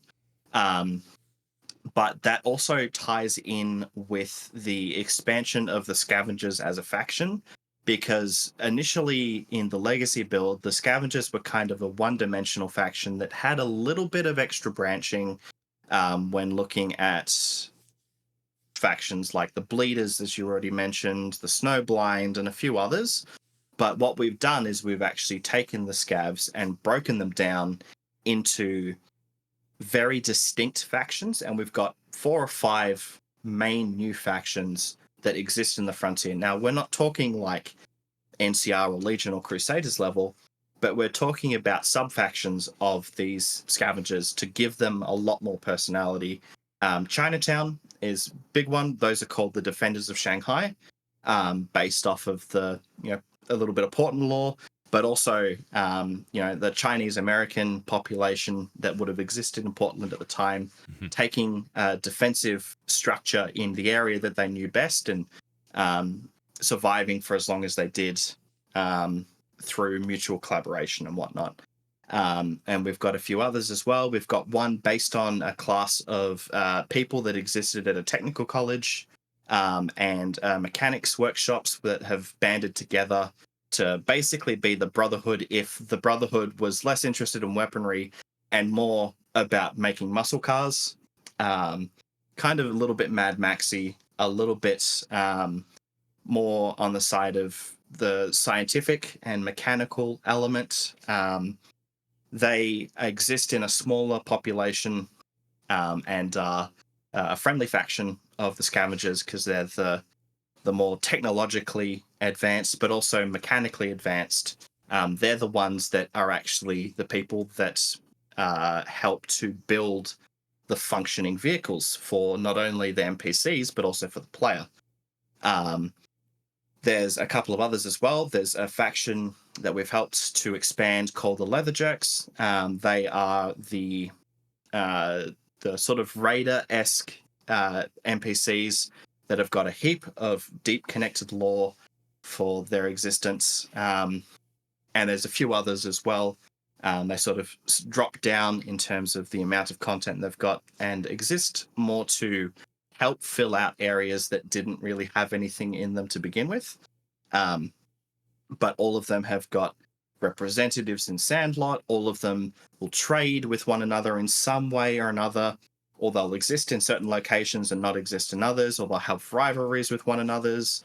And some of them will have quests that you can do where you can help build relationships between them or help sabotage that relationship or whatnot and have them fighting in small pockets and whatnot. But we heard how one of the big complaints in the original rework was that people thought the scavengers weren't lore heavy enough and didn't have enough depth to them. So we took that as a piece of criticism and we have gone out of our way to give the scavs as much dimensionality through the creation of all of these new major factions that will help fill out the world. And more than anything, it'll just be really cool for yourself as a player to be able to go and trade with these different factions. They've all got their own unique weapon sets that they use. They've all got their own unique armors, unique voices, and all that kind of fun stuff that you'd expect from a new faction. Gosh, what else? There is a lot. As you mentioned, we've expanded out the world a little bit. An area of the world that was originally basically just a river has been converted into a forest, basically. Sort of Stalker-style Red Forest-esque, where a lumber company exists, and a research and development lab that existed to help try and develop new ways to keep the logging company in business as the war continued on and resources became tighter and tighter, which led to some very negative outcomes for the forest. And it's this beautiful, lush area that the player can get to explore that you don't really see in anything other than Fallout 76. So it was really nice to do something with a little bit of greenery as opposed to all of the white snow that exists in the original Legacy build. Yeah, and it looks like you did the greenery in Portland here a service, because I don't know how much anybody knows about this. Portland has a lot of history, a lot of lore to it, but one of the things that is just like ubiquitous with a lot of the like nature, more like nature park areas in Portland. One specifically that I'm thinking of off the top of my head that I can't remember the name of, but that I've been to a couple times before, is the almost complete blanketing of every inch of the forest floor, as well as almost every inch for like at least 50 feet up of every single tree just covered in English ivy, just from top to bottom, absolutely covered with the stuff. And it looks nice at first, but it's an invasive species that's like a real big problem that Portland has just been forever struggling to figure out how to deal with. And you got rid of them in the rework mod. So congratulations, Tgspy. You are officially a Portland environmentalist. Congratulations. Wow. You'll be getting your medal of honor in the mail in 7 to 10 business days. 7 to 10 business weeks, yeah. Weeks, yeah. Yeah, look, originally the reason that we wanted to do something like this big forested area was because we had this massive patch of land that was essentially just a river that didn't really make any geographic sense in relation to what was in the area. Like the world space of the frontier, being as large as it is, isn't a one-to-one recreation of Portland. Not even close. A lot of areas are condensed.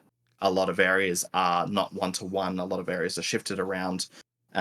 You got the But we wanted bridges to, pretty good. The steel bridge is actually pretty impressive. yeah, that was. I'm glad we got bridges. I'll tick that off my box of things that the Portland natives like. That is like we joke, but like literally, that like our bridges, like that's it. Yeah, we like our bridges. We like our dragon boat races. We like our yeah, trees. And we hate yeah. Washington. Fuck you, Washington. Yeah. I'm gonna put picture of George Washington with his face crossed out just for spite. No, Anyway, Washington State. that too. Yeah. That also works. But yeah, no. So we built this forested area because we wanted to have an area of just profound natural beauty, and it's been really helped by the fact that this area ended up looking so damn good that we were like, okay, cool. Let's try and figure out what extra lore we can add to it. So we've done some exploration in regards to what kind of elements we could add to it, and we've gone for I don't want to spoil too much, but we've been working on a concept for how the forest has remained the way it has, but also how certain experiments pre-war have done damage to the forest because of this lumber company, but also this research lab that's been trying to grow some fungal stuff in a way that's ended up, doing some stuff to the forest. It's pretty cool. But yeah, this area exists as a new place for the player to explore, and there's interiors. There's a companion you can meet there. There's settlements and some towns and some places. It's beautiful. Like, it is arguably one of the most beautiful areas of any Fallout mod I have ever seen, and that is not a joke. I have seen some really pretty areas. It is gorgeous. The guys have done an amazing job on that. But yeah, just the amount of stuff that we have done already is kind of crazy to think about. And you can start digging down into all of the extra things that we've done, from a complete rebalance of the mod from top to bottom. The mod now plays like entry Fallout 3 with a little bit of extra difficulty added, so that doesn't just feel like Fallout 3. Did you guys take, because with Fallout London, one of the more interesting things was that it did have that like higher level of a difficulty to it. Since you brought up difficulty specifically, did you take any inspiration from the way they handled difficulty, or did you sort of have your own concept of how you wanted to approach difficulty? No, we were working on this before Fallout London had released, so we didn't really take any pointers from them. And if anything, the watching friends of mine play through Fallout London, it's given us a lot of pointers on what we can do differently, for better or for worse. But the difficulty is one thing that I wasn't particularly personally, wasn't particularly where I wanted it to be. We wanted to be able to give players in the rework the ability to start from level 1 and it play in a similar vein to Fallout 3, because I've said before in many interviews and in chats and openly that I am a lot more fond of Fallout 3 than I am of New Vegas, simply because Fallout 3 feels more like a Fallout game than anything else to me. And again, that's just personal preference, but the way Fallout 3 plays feels so nostalgic and so fantastic to me that I want to try and capture as much of that sort of hidden gems as I could and translate it into some better storytelling, some more complex quests, but also building up the world. And building up the world's been the one thing that we've really wanted to do. So we've added, new patrols, we've added new NPCs, new weapon lists, new balance, new leveling, like all sorts of different things. And a lot of that just comes with trying to make the mod feel more cohesive rather than feel a little bit all over the place. When it comes to specifically the location of Portland, because we joked a little bit about how there are some aspects of the frontier that aren't as analogous to real life. Part of that is obviously just the scope and the undertaking of it all. And another part of it is the timeline, the divergence that everybody talks about, where our timeline and the Fallout timeline sort of split, which I think was at some point in the 1930s, 1940s, something like that. Yeah.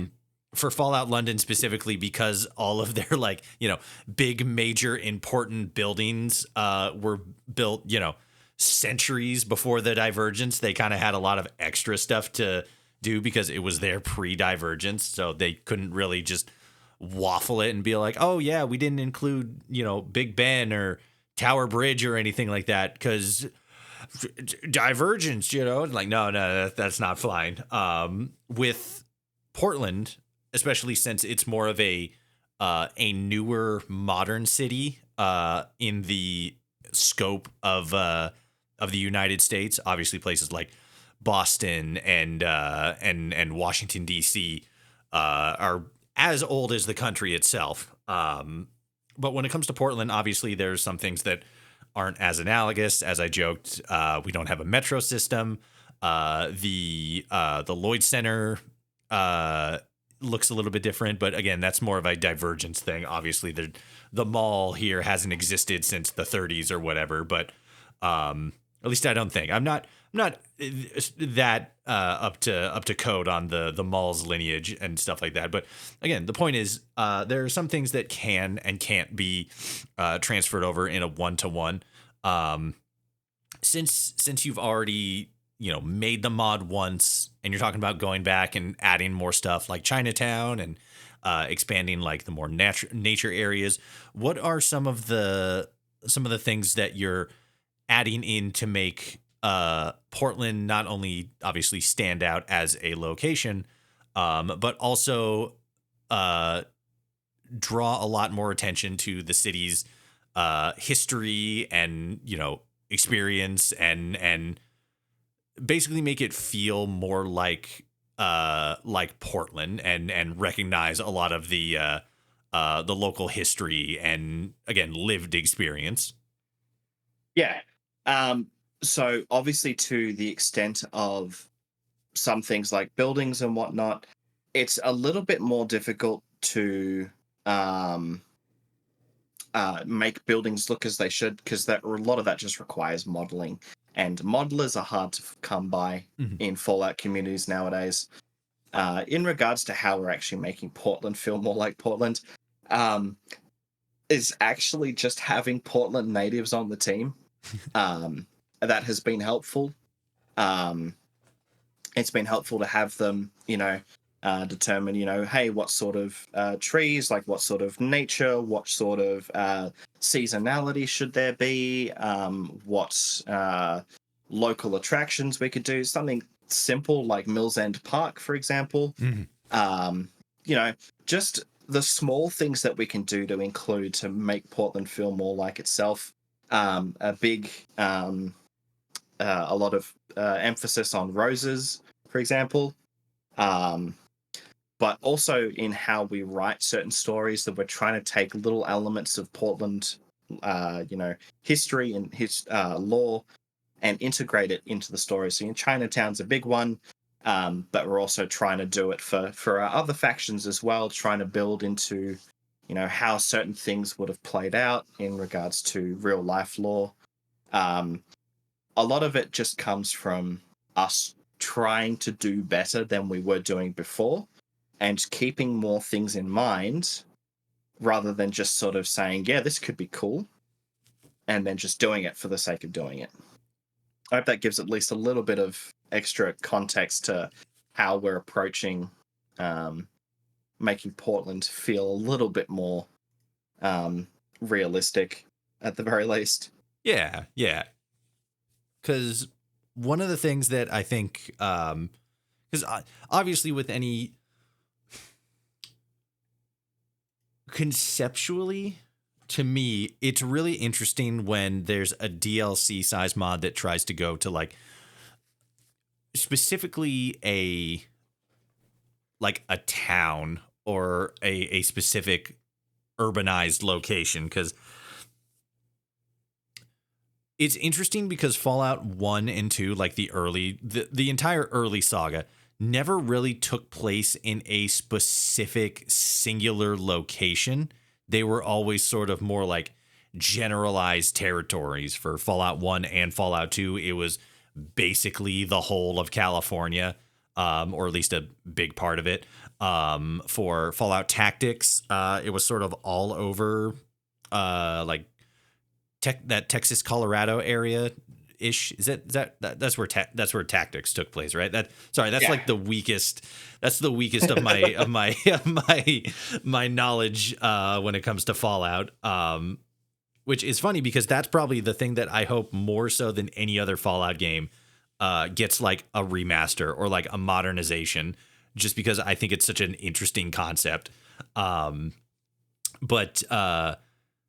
when it comes to modern Fallout, Fallout 3, Fallout New Vegas, Fallout 4, Fallout 76, kind of not as much Fallout 76. Fallout 76 was a little bit more like the older Fallouts, where it didn't take place in one singular city or like the outline area of. It took place in like a region of the country, which now that I think about it is kind of interesting. But specifically like with the mainline games, 3 took place in Washington, D.C.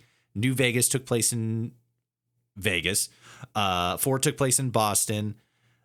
And all of these locations take place in specific cities that have their own specific history, character, tone, regional politics, regional history, stuff like that. So it's always interesting to me when there's a mod like Fallout London or Fallout the Frontier that does that same thing and sets it specifically in a city, because it's a much bigger undertaking to sort of then try to reflect the spirit of that city into the mod itself. And at times, if you don't have enough people who are from there natively, it can look proper, but perhaps not feel as proper. So I don't know, it's more so a conceptual thing that's I think is interesting to think about, both in how it is approached, but also how much of an undertaking it is. So it's good just to hear, and more so specifically hear the thought process into how you go about actually achieving this this connection with the again the essence or the soul of the city that you're building out for. What are some things that you're hoping that more people take away from this build of the mod, or perhaps maybe more so specifically, since we talked about the focus of the original mods, like storytelling and world building of like, redemption and stuff like that. Is the new Frontier going to be taking a different approach? Is there a different singular word it's looking to try to personify, or is it just trying to more so clean up what the original experience ought to have been? Yeah. So the original intent of, as I call it, my rework, because for a little bit of context, we've actually gone through 2 or 3 rework versions already. The first and second rework versions, the first one happened under my lead, the second one happened without me.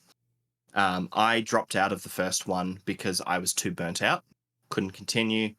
Then the second rework attempt started, but it kind of fell apart because of a lack of actual leadership and because of a lack of people who knew the overarching context of how elements of the mod played together.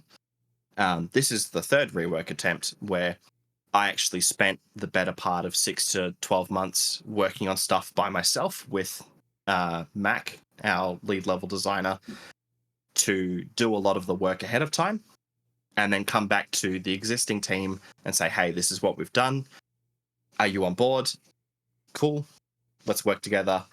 And the intent of this rework is to correct as many of the legacy faults with as much inward criticism of ourselves as we possibly can manage in, looking back on the content we've made and thinking, okay, in retrospect, this is a boring quest, or this is a sexually charged quest or character, we need to rewrite them, or this is a piece of lore that doesn't make sense in the rest of the Fallout timeline. So much of the rework is about correcting our mistakes, but it's also expanded to trying to expand the things that didn't have enough going on with them, to make them feel like a more cohesive piece of content, because there's a lot of individual pieces of content in the Frontier that definitely didn't get enough work.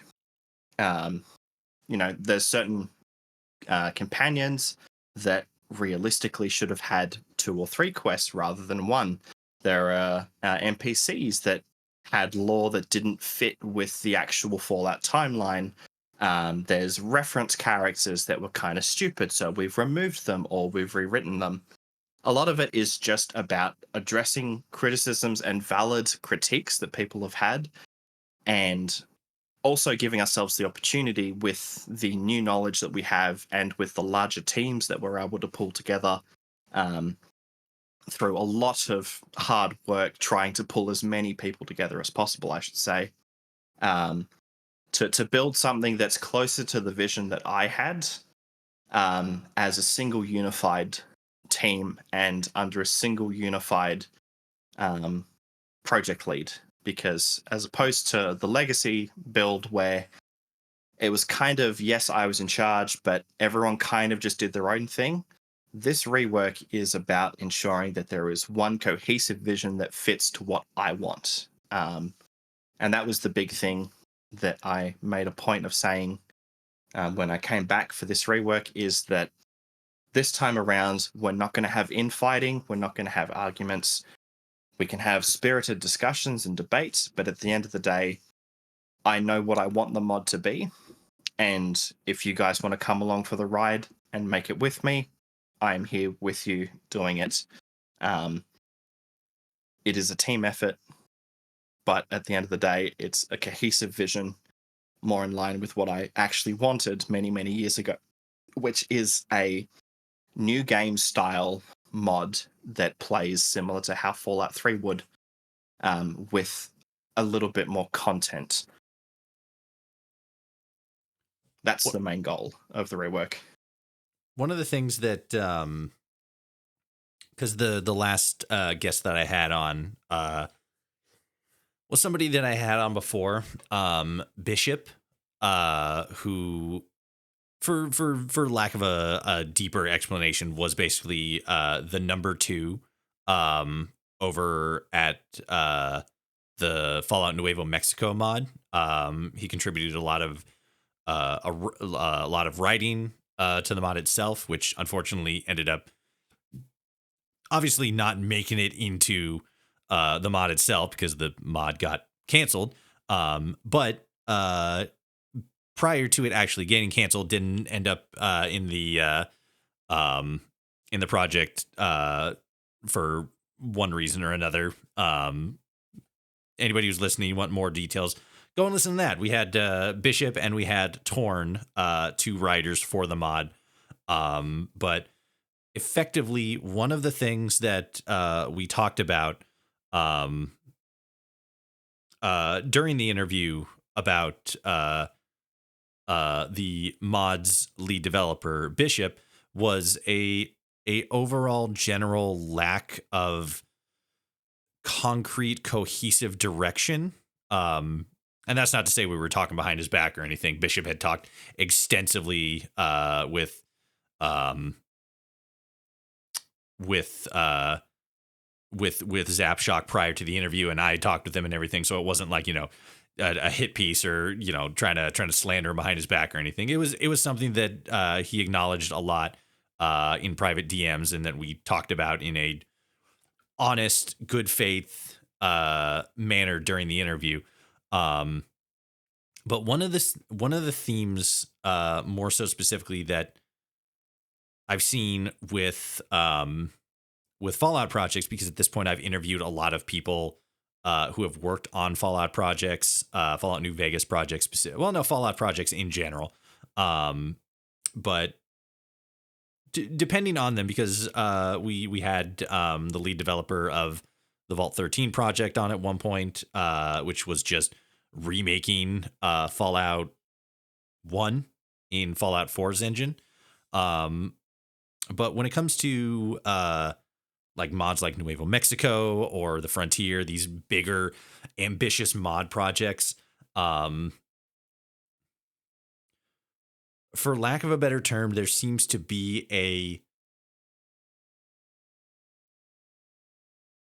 a less than concrete, fully envisioned concept of what, maybe not so much concept, but an exact idea of what you want the project to be at the end. And as you've said, and as Bishop talked about, um, if given the opportunity to work on projects again, it would be a situation to where you're not compromising. You have an idea of what you want to do, and because you've been through a situation where you've sort of had to make concessions over what the final project would be, for one reason or another, it didn't end up positive following those compromises and going back in. There's a much stronger idea of what you want that to be. Now, obviously, you said that when you got back on, or when you came into the project, you were still in your adolescence. So as you said, you didn't have as much experience with like leading a team, coordinating stuff like that, working on a project of that size. But it seems that so far, maybe not so far, but based on those two examples, which were probably two of the biggest modding projects for Fallout New Vegas, period, they share a commonality in the fact that they had, or that their leadership, top leadership, had an issue with what specifically they wanted the project's end goal to be. They had an idea of what they wanted the finished product to be. Do you think that that is more so a preparation issue, in the sense that going into the project you didn't have a concrete idea of what you wanted it to be? Or is it an issue of you had a concept of what you wanted it to be, but along the way, you had other writers that brought up other things that seemed interesting. People said that they wanted to do this. And so, the final result started to get a little bit more hazy because of additional input. Is it that? Is it a sense that, what's the saying? More, like too many cooks spoils the broth, or something like that? Or is it the sense that going into the project you didn't have a clear enough understanding of what you wanted the end product to be? Going into the project, I had no idea I would still be here a decade later. That's the truth. I think that's the real reality. I didn't know how long I was going to commit to this. When I started, I came on as a level designer. I thought I would do a few levels and then, cool, I'll get bored with Fallout New Vegas and then move on. But because I saw that there was so little leadership, I kind of ended up slowly but surely moving myself into that leadership role. But by the time I got into the position where I could start making decisions for the team, things were already moving in so many different directions that I did not have at the time the skill, the experience, or the mental willpower to say no to people or to make decisions that would negatively affect one team member but positively affect the team overall.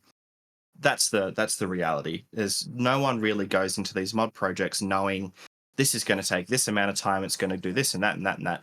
The exception to the rule is the Nova Arizona, Long 15, and those two projects are actually great examples of them knowing pretty much exactly what they want to do, especially Long 15. Kudos to Whiteout and the team there. I'm incredibly impressed with the level of organization that they have there. Um,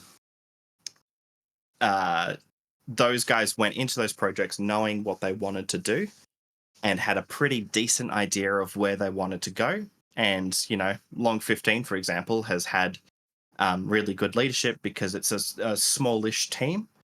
And Whiteout did most of the work himself with a good amount of help from everyone else. But it was a single unified vision. Whereas the Frontier was piggybacking, 4 or 5 or 6 different people's ideas over years and years and years and years. So there was never 100% cohesive idea of where I wanted to take the mod.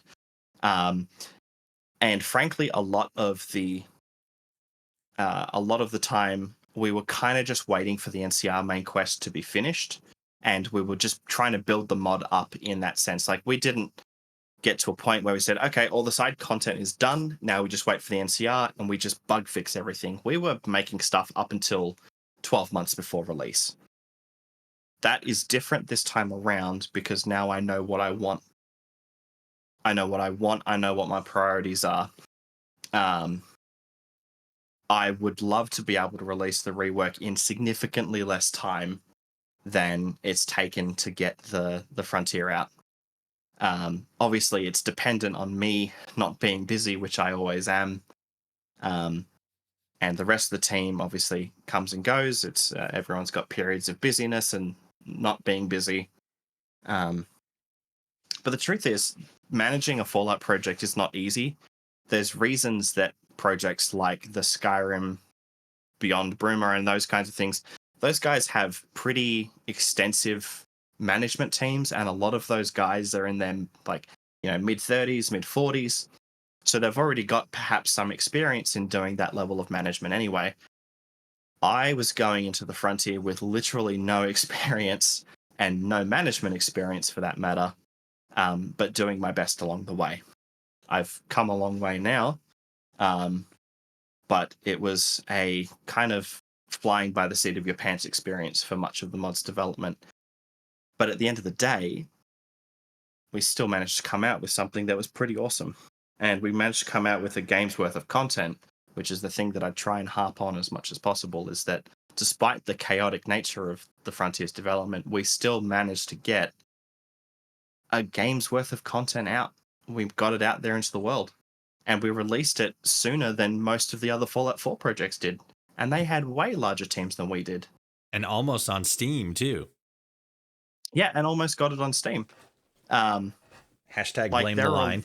Hashtag blame the line, yeah. That fucking line. Good song, though. Right. Good song. Gotta love Arcane. Right.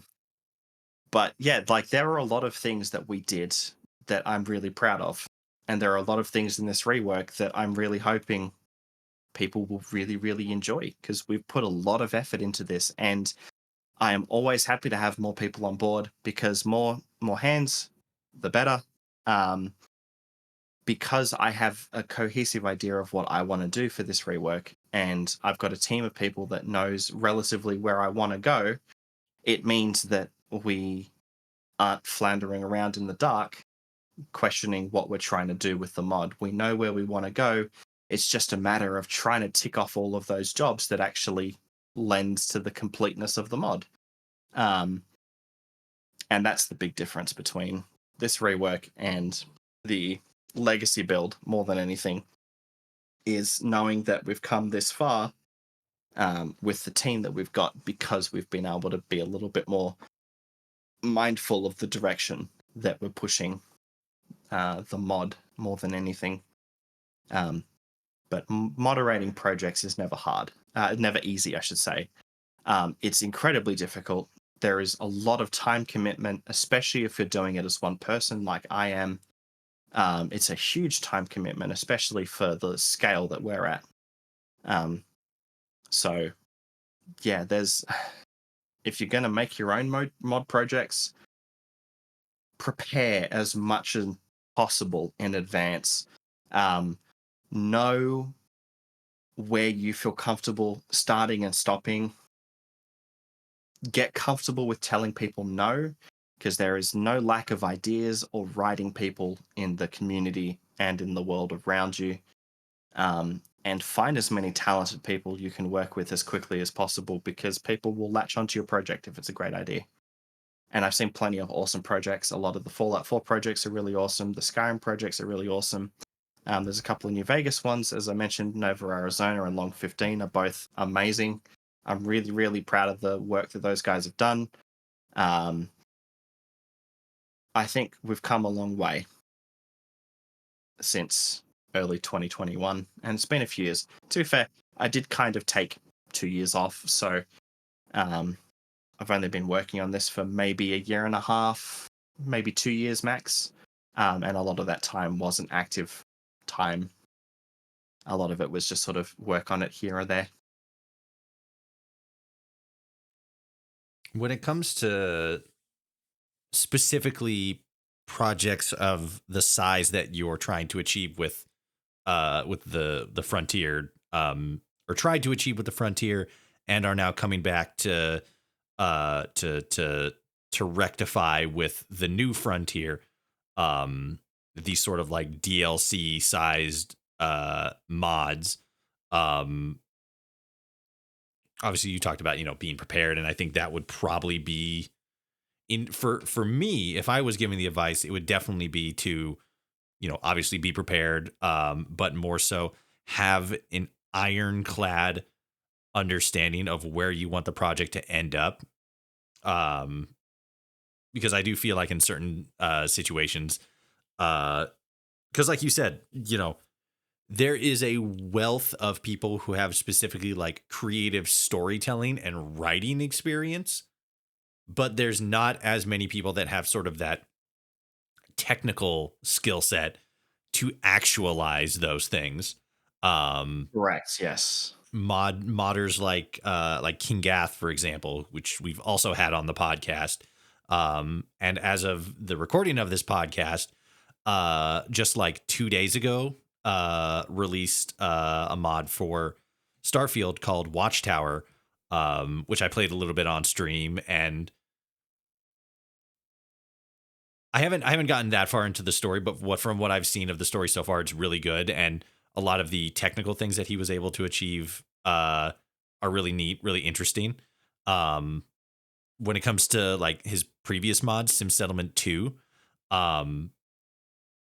like holy crap, absolutely amazing on a technical level, and really well written. A big part of that though is because and this is something that I've heard from Gath, I've heard from people who worked on the Sim Settlements 2 project. He is all about technical design. He's not a writer. He is incredibly good with technical systems and tinkering with the creation kit and coding and stuff like that. So much to the point that I've been told that he had there were points where he's working on Sim Settlements 2, and he would have just like ideas of like, oh, what if we did this? Like, what if we did that? And he would have to have other members of his writing staff tell him like, no, we can't do that. That's feature creep. We have no idea how we're going to be able to actually implement that in the story in a way that makes sense. So like there's definitely situations where the technical aspects of development can absolutely drive the plot. But there's a lot of times, and especially with the wealth of people who have writing and creative storytelling skills, plot a lot of the times is going to drive the design process. But if you don't have the people who can bring those things to life. Technically, it's just not going to work out. For you, though, especially as somebody who has so much experience working on a mod of this size, what are some of the things that you would advise other people who are looking to make something, maybe not even something of this size, but just mods in general? What are some of the things that you would say they would best be equipped for handling such a project if they had these skill sets or had these things in mind? So a lot of the advice I could give, one of the first pieces of advice I could give to people looking to do modding is don't build DLC sized projects. There you go. Just That's it. just stop. Just don't do it. Sincerely, not even as like a half funny ribbing thing, don't Yeah. do it. Because the amount of DLC sized projects that exist and that have burnt and died within 6 months of their inception is insane. I have been in no less than 5. Like I've helped Fallout Miami. I've helped a little bit with Cascadia earlier in my development life. Like I have helped with so many mods. Just don't make your first big thing a DLC sized mod. What you should really be trying to do, what you should really try and do is if you're a new modder, learn as much as is physically possible, because there is no point trying to be a single-minded person when it comes to development if you want to make a large-scale mod. If you cannot do every possible level of things in the GEC or the creation engine or the construction set, you are missing out. Learn every possible skill that there is. You should be able to do level design. You should be able to script. You should be able to write dialogue. You should be able to implement, create NPCs, creatures, nav mesh, like all the different elements that go into creating Baby's first mod. You need to be able to do all of them. So if I was to give a first piece of advice is make a mod that covers every aspect of the GEC or the creation kit that you possibly can. Find a way to create a mod that is small enough in scale that you could do everything in the GEC or the creation kit inside of that mod and have it be cohesive. So if you are doing a small mod that's a little quest mod, learn how to make a quest, learn how to script, learn how to implement dialogue, learn how to do custom level design and not just copy vanilla interiors, learn how to nav mesh, learn how to bug fix, QA test, voice act, learn how to manage voice actors, learn how to create NPCs, learn how to balance, learn how to do audio. Like, learn as much of the tool set that you are using as you physically can, because the more knowledge that you have in the tool set that you're using to create your mod, when you get to the point of perhaps doing that large scale project, you can tell your writers, this is not going to be feasible, this is not going to be feasible, this isn't doable. That's something that I have been struggling with here in the rework, because a lot of the writing for some of the Sandlock quests, for example, was done in a period of time where I wasn't present, which means that a lot of the implementation stuff was not checked off by someone who knew if it was possible to be made. We're talking like really complex cutscenes or really complex animation or really complex scripted encounters. That's not to say that I have not made every single one of these thus far work. I have made every single one of these complex quests work. But that's only because I've got the experience to do it. Learning both your own limitations and learning the limitations of the game and learning what the limitations of a reasonable amount of work should be for a quest. A quest that gets you from point A to point B should not have 500 lines of dialogue and should not take you 24 days to implement. Keep it simple, but keep it succinct and keep it interesting, but don't overload it, because it's really, really easy to overload quests really, really quickly. Um, you don't need 700 lines of dialogue for a single NPC that you never have any interaction with. Be realistic. Set reasonable expectations of not just your team, but also yourself. Set reasonable guidelines for how things should be made. And never stop trying to create things. God, I hate how corny that sounds, but it is true. Never stop trying to create stuff, because at the end of the day, modding should be fun. Don't do it for DP. If you're doing modding for donation points, I don't like you. I really don't like you. I'm sorry, but that's not why we mod. If you want to do that, go to Creation Club, dude. Yeah. There's an audience for that kind of thing. But if you're modding, do it with the knowledge that people may or may not like it. At the end of the day, the only thing that matters is, have you enjoyed the process? Have you made something that you like? You put it out into the world, and if other people like it, hell yeah, that's amazing. Maybe you get an audience for it. But at the end of the day, modding should be fun. And as soon as it becomes something that makes you dread wanting to do it, it's a little bit more difficult to keep that motivation up. Burnout is real in the modding community. A lot of people get it really hard. I got burnout so bad back in 2021 and 2022 that I took an entire year off. I didn't touch modding. And that was the only thing that got me in a good enough headspace to come back and do a little bit of the rework stuff slowly but surely, but entirely by myself. And then eventually I got the team back.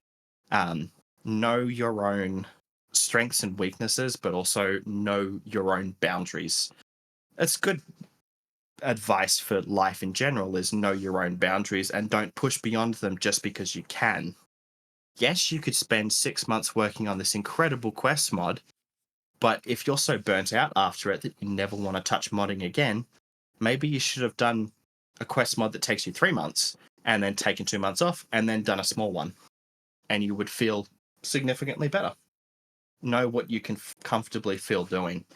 And if you're going to do a modding project with people, learn how to put your foot down if you are the leader. Learn how to say no. Learn how to tell people that their ideas need work or need improvement. That's really hard because no one wants to feel like a jerk. No one wants to tell people, sorry, I know you put 2 hours into that, but it doesn't fit. That's the reality of development, is sometimes things don't stick. And if you're going to be a project manager, you need to learn how to sometimes put your foot down and say the things that need to be said without coming across like a dick. That's a hard one, because it is hard not to feel like a dick when you're telling people, oh, no, that doesn't work. Can't do that. Sorry. Stop working on that. Or kicking people off a team, bringing people on, telling people, sorry, you're not suited for this team. There's a lot of self-exploration that can be had when you start working in a team.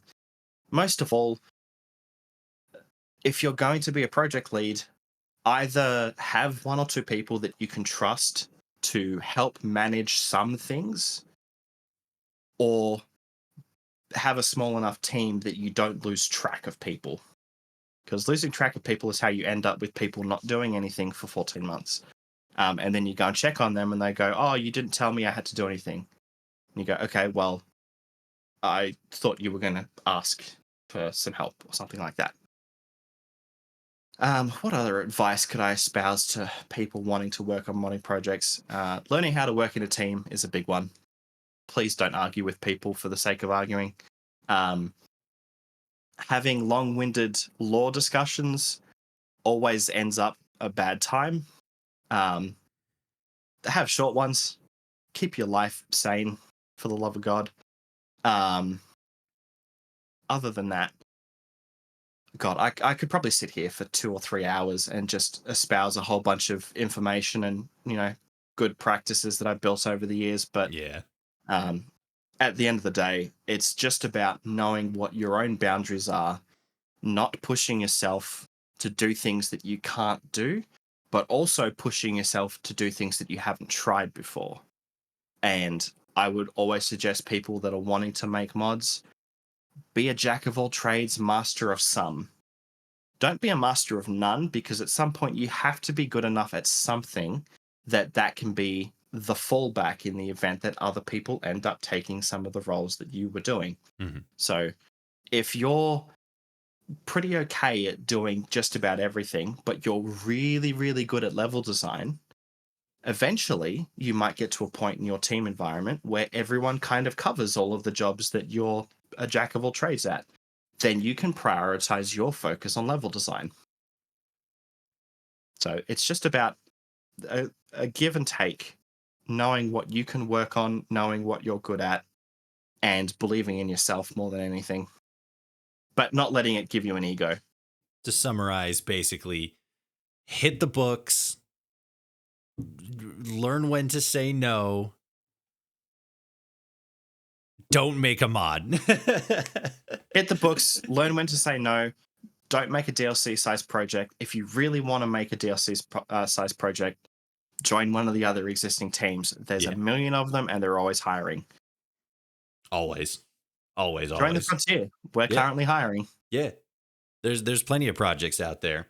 Are you specifically, once the frontier's wrapped, are you gonna make any other mods? Anything you have planned for the future? Are you gonna jump into Starfield, make something for that? Do you have another Fallout based mod that you got cooking in the mind, or is there gonna be another big break following the new Frontiers release? After the frontier's done, I'm done. I've put a decade of my life into this, and there's been too much turmoil.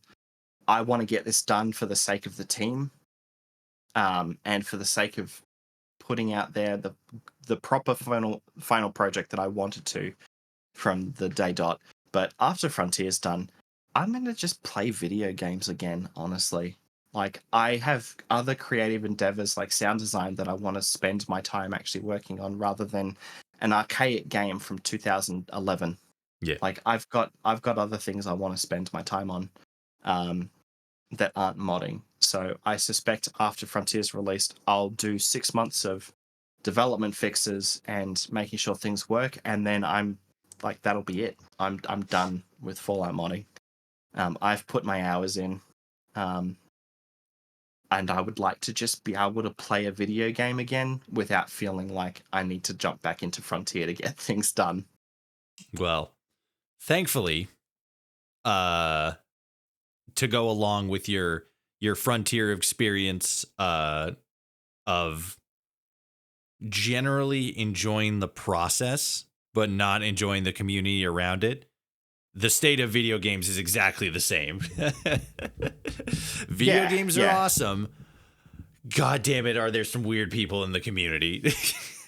Oh, absolutely. I just, like, honestly, I think the one thing I'm looking forward to doing is actually just hopping back into Skyrim.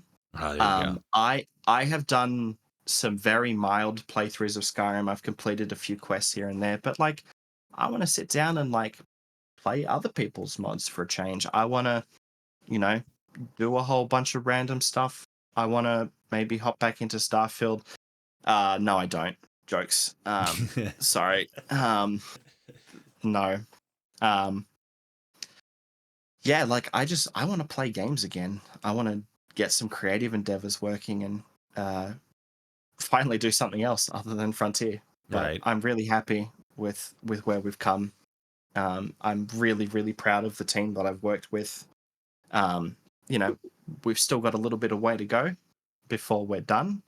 Still got a lot of voice acting to do, but I'm really happy with the progress we've made. Also, the new music is incredible. As a side note, we have replaced all of the music in the mod, and we have made a completely new soundtrack. Wow.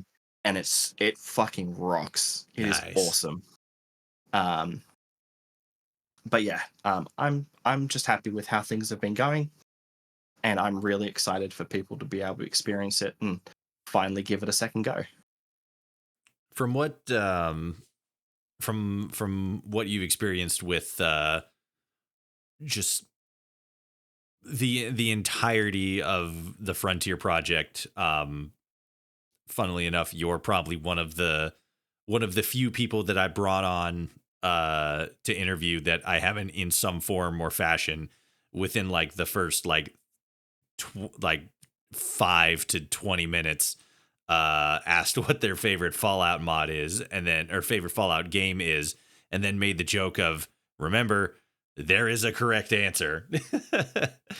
um but obviously going into the project, it definitely goes without saying that you were a Fallout fan, otherwise you wouldn't have gotten into the project. Counter Yeah. to what some people say that the Frontier team, they like, the whole thing like, oh, they weren't Fallout fans, they were just doing it for experience and shit like that.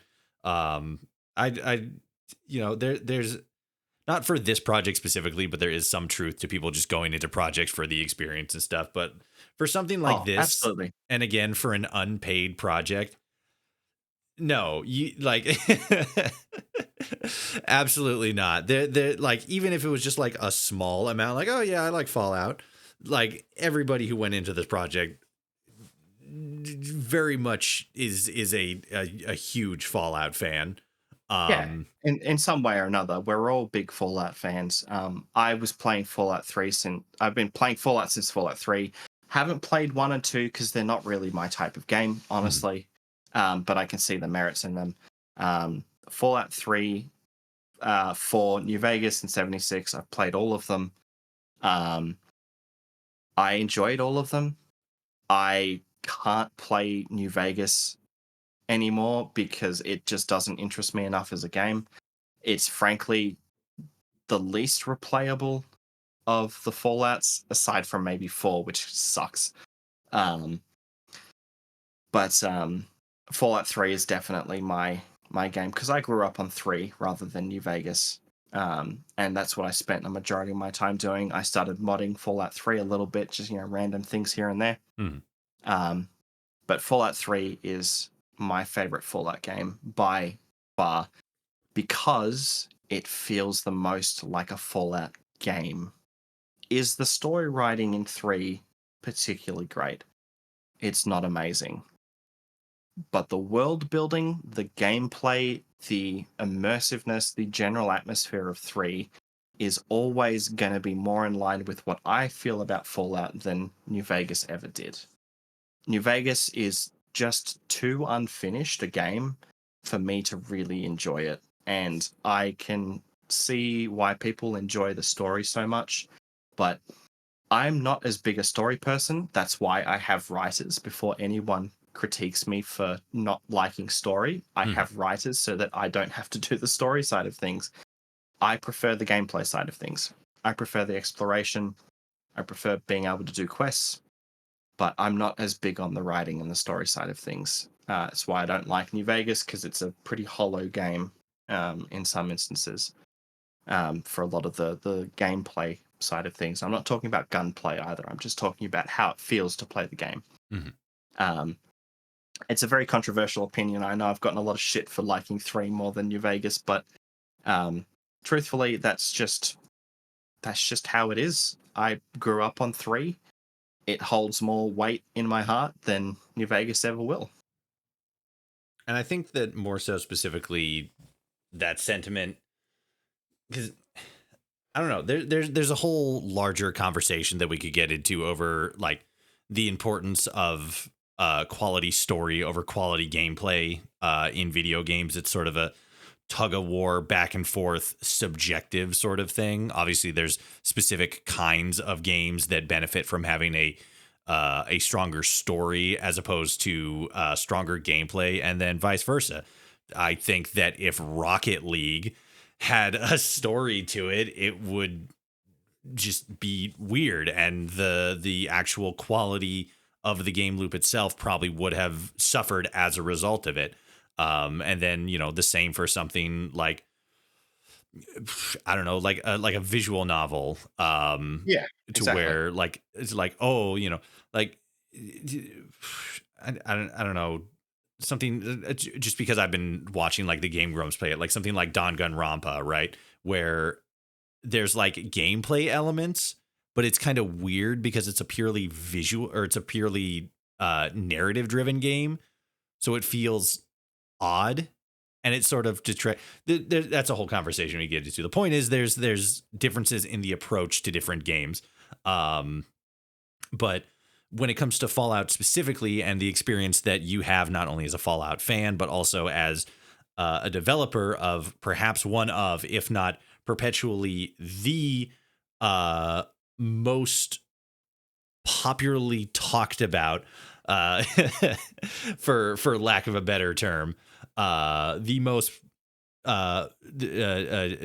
diagnosed and reported on mod in Fallout history thus far. Um, what is your so current, and especially with like the new stuff that is continuing to roll out and has existed, like Fallout 76 and Fallout Prime and whatever new Fallout stuff comes down the pipeline between now and then.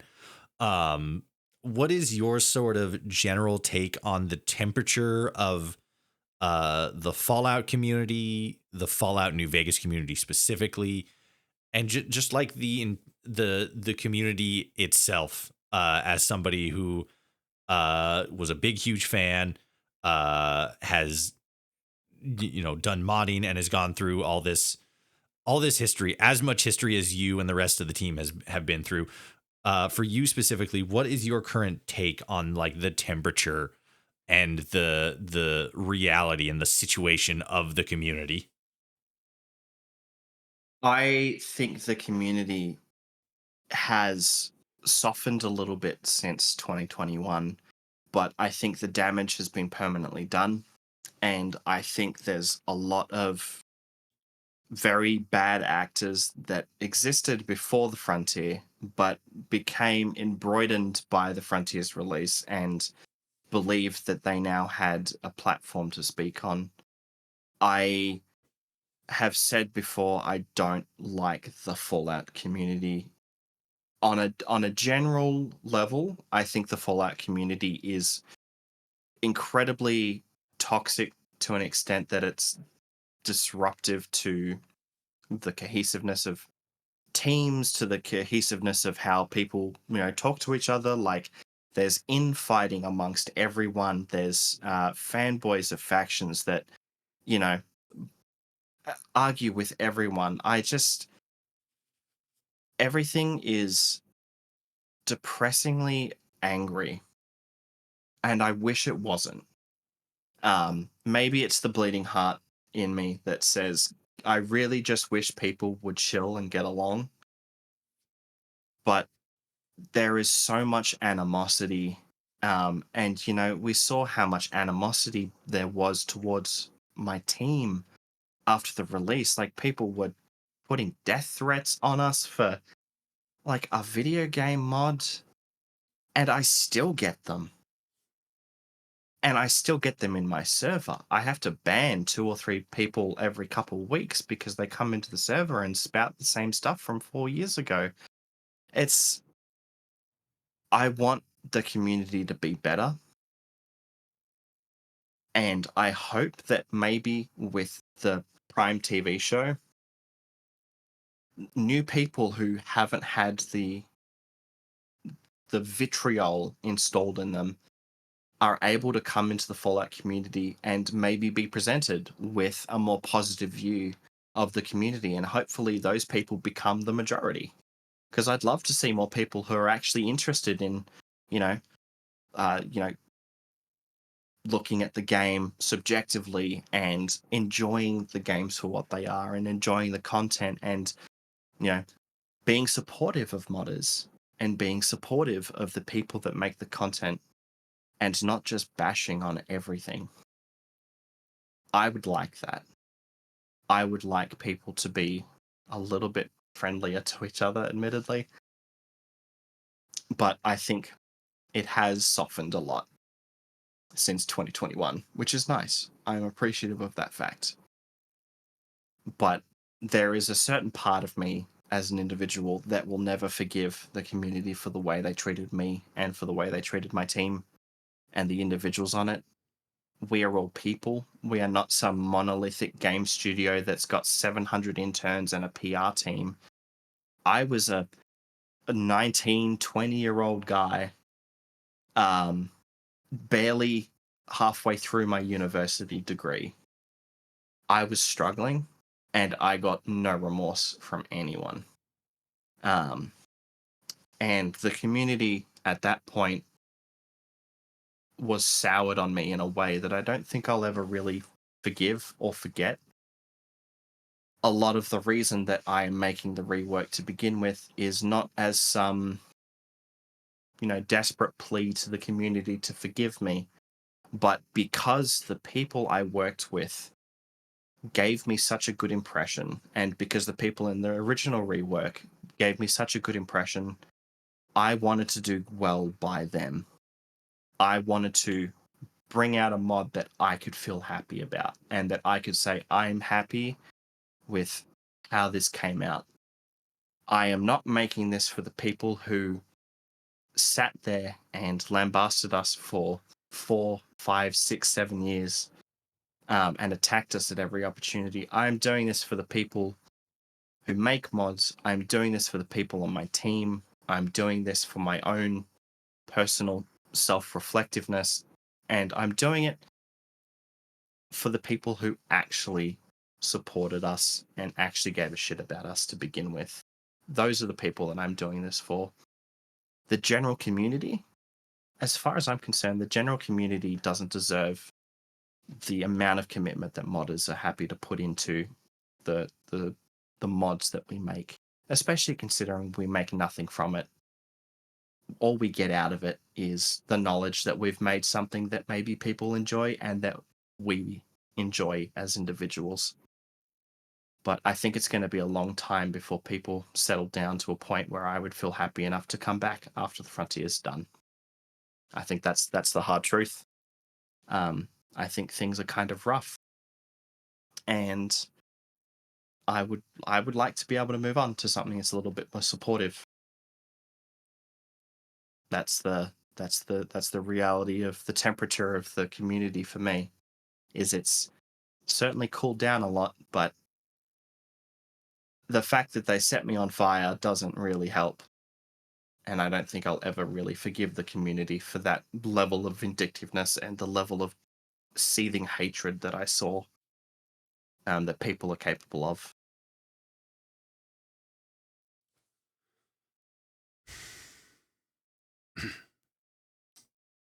Is there any other aspects of the development process, the early days, the controversy, the aftermath, the rework attempt, the future, anything more that you would like to talk about to sort of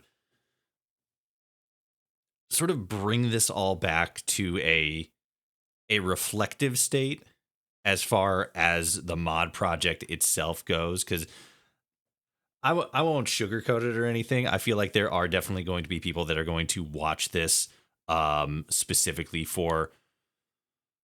Obviously, there's going to be people that watch this for just like, the educational purpose of it, the informational purpose of it. But then there's also going to be those people who watch it specifically because like, oh, it's Tgspy and it's the frontier and they're going to fuck it up again. It's going to be horrible. And we're going to be able to fucking, like you said, just be cruel and vitriolic for the sake of being cruel and vitriolic for one reason or another. But in the reflection of everything, is there anything else you want to sort of talk about, expand upon, get off your chest in a reflective manner to then use that to look forward into the future towards something that's hopefully going to be better?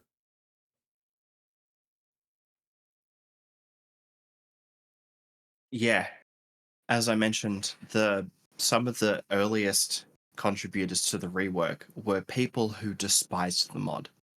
Some of the earliest contributors of the writing side of things to the rework were people who had endless lists of complaints.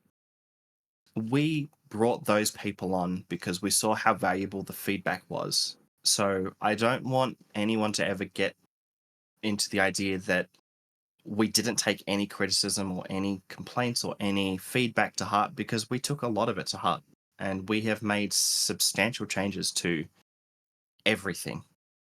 And I think a lot of us can be, I think, in reflectiveness of the time period that the release happened in, we were all kind of stressed. We were all kind of at our wits' end with everything that was going on in the world, regardless. Things were pretty shit. We were all at each other's throats. And it's not to say that things have gotten necessarily any better since then. Um, but things kind of have been slowly getting better, but also kind of worse. So I think if I'm going to say anything, is just trust the fact that we have spent a lot of time trying to do better. And I think everyone should get a second chance. So if I was to sum up what the rework really is it's the second chance. It's the second opportunity. It's the chance for a do-over. And if people can grant us the flexibility and the permissiveness to do a rework and to, do better by everyone, then we will be endlessly appreciative of that fact. And I think people will be really happy with just the changes we've made already.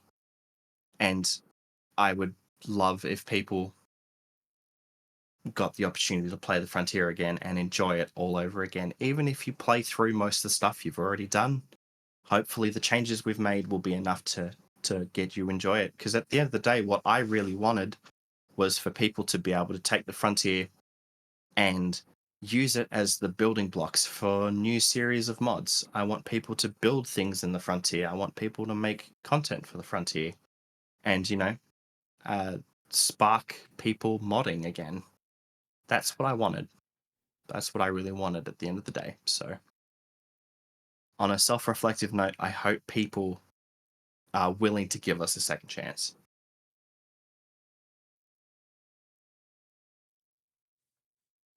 At the end of my my big long reflection video talking about the Frontier, um, one of the things that I talked about specifically was the fact that obviously the Frontier had a lot of issues, but there was a lot of good things about it. It was very clear that there was a lot of passion and skill and expertise that got put into the project. And one of the things that I sort of came to the conclusion on in my whole probably way too long studying and psychoanalyzing the entire project, which you yourself at the beginning of this interview said, is that because, well, specifically what you said that the project was sort of the culmination of several generations of Fallout modding, brought together into one cohesive, completed, specifically, most importantly, completed mod project. And in my analysis and my reflection in my video, the conclusion that I came to was that Fallout the Frontier is unequivocally, almost unapologetically New Vegas. Because even with, like, the 1.0 version with some of the more, like, sloppy, ham-fisted writing, some of the more fanficky, clearly inspired elements, some of the raunchier writing styles, it all very much to me felt exactly like what the Fallout New Vegas modding community was in its early days, before like Fallout 4 and the sort of like new wave of modernization, or the modern form of what Fallout currently is. It was, almost like that early internet feel, right? Like that early YouTube feel, where it was kind of like in your face, raw, unapologetic, and just like, this is what it is. if you don't like it, move kind of attitude. And then, it chugs a 40 and then, smashes the bottle Mhm. on its head and like, yeah, Rumsfeld. And it has that energy to it where it's just what it is. It's not sorry about it. Obviously, the reaction to that is, as you said, at times overblown, far too much, but in its core sort of like comes from a valid place, which I think everybody, maybe not everybody, a lot more people now specifically recognize, especially with how much documentation has been done about it. But again, it's such a, like I said, an unapologetic form of what old school Fallout was. And not like old school like Fallout 1 and Fallout 2. I'm talking like old school Fallout, because I'd say that most of the people in the fandom came in during like the Fallout 3, Fallout New Vegas era. Obviously, more and more people are coming in. They're coming in with Fallout Prime. They're coming out, or they came in with Fallout 4. My sister, that's actually where she came into to the series. She came in Fallout 4. Um, but it's, for me personally, I think that's one of the more important things about the Frontier specifically. Um, is more so that sense that it is such a pure distillation of that older style of modding, of writing, of game design, um, of presence when it comes to uh, the mass media distribution machine that has become the internet, right? And I feel like it's important to not really so much forget that, but as so much as it is important to endure it, reflect on it, and grow from it. You've said that in recent years, the Fallout community feels like it's softened a little bit, but there's still that sort of underbelly to it, which I think is accurate. But at the same time, I feel like a lot of the softening, because we only see so much of the big picture, and I feel like a lot of the bigger picture is more so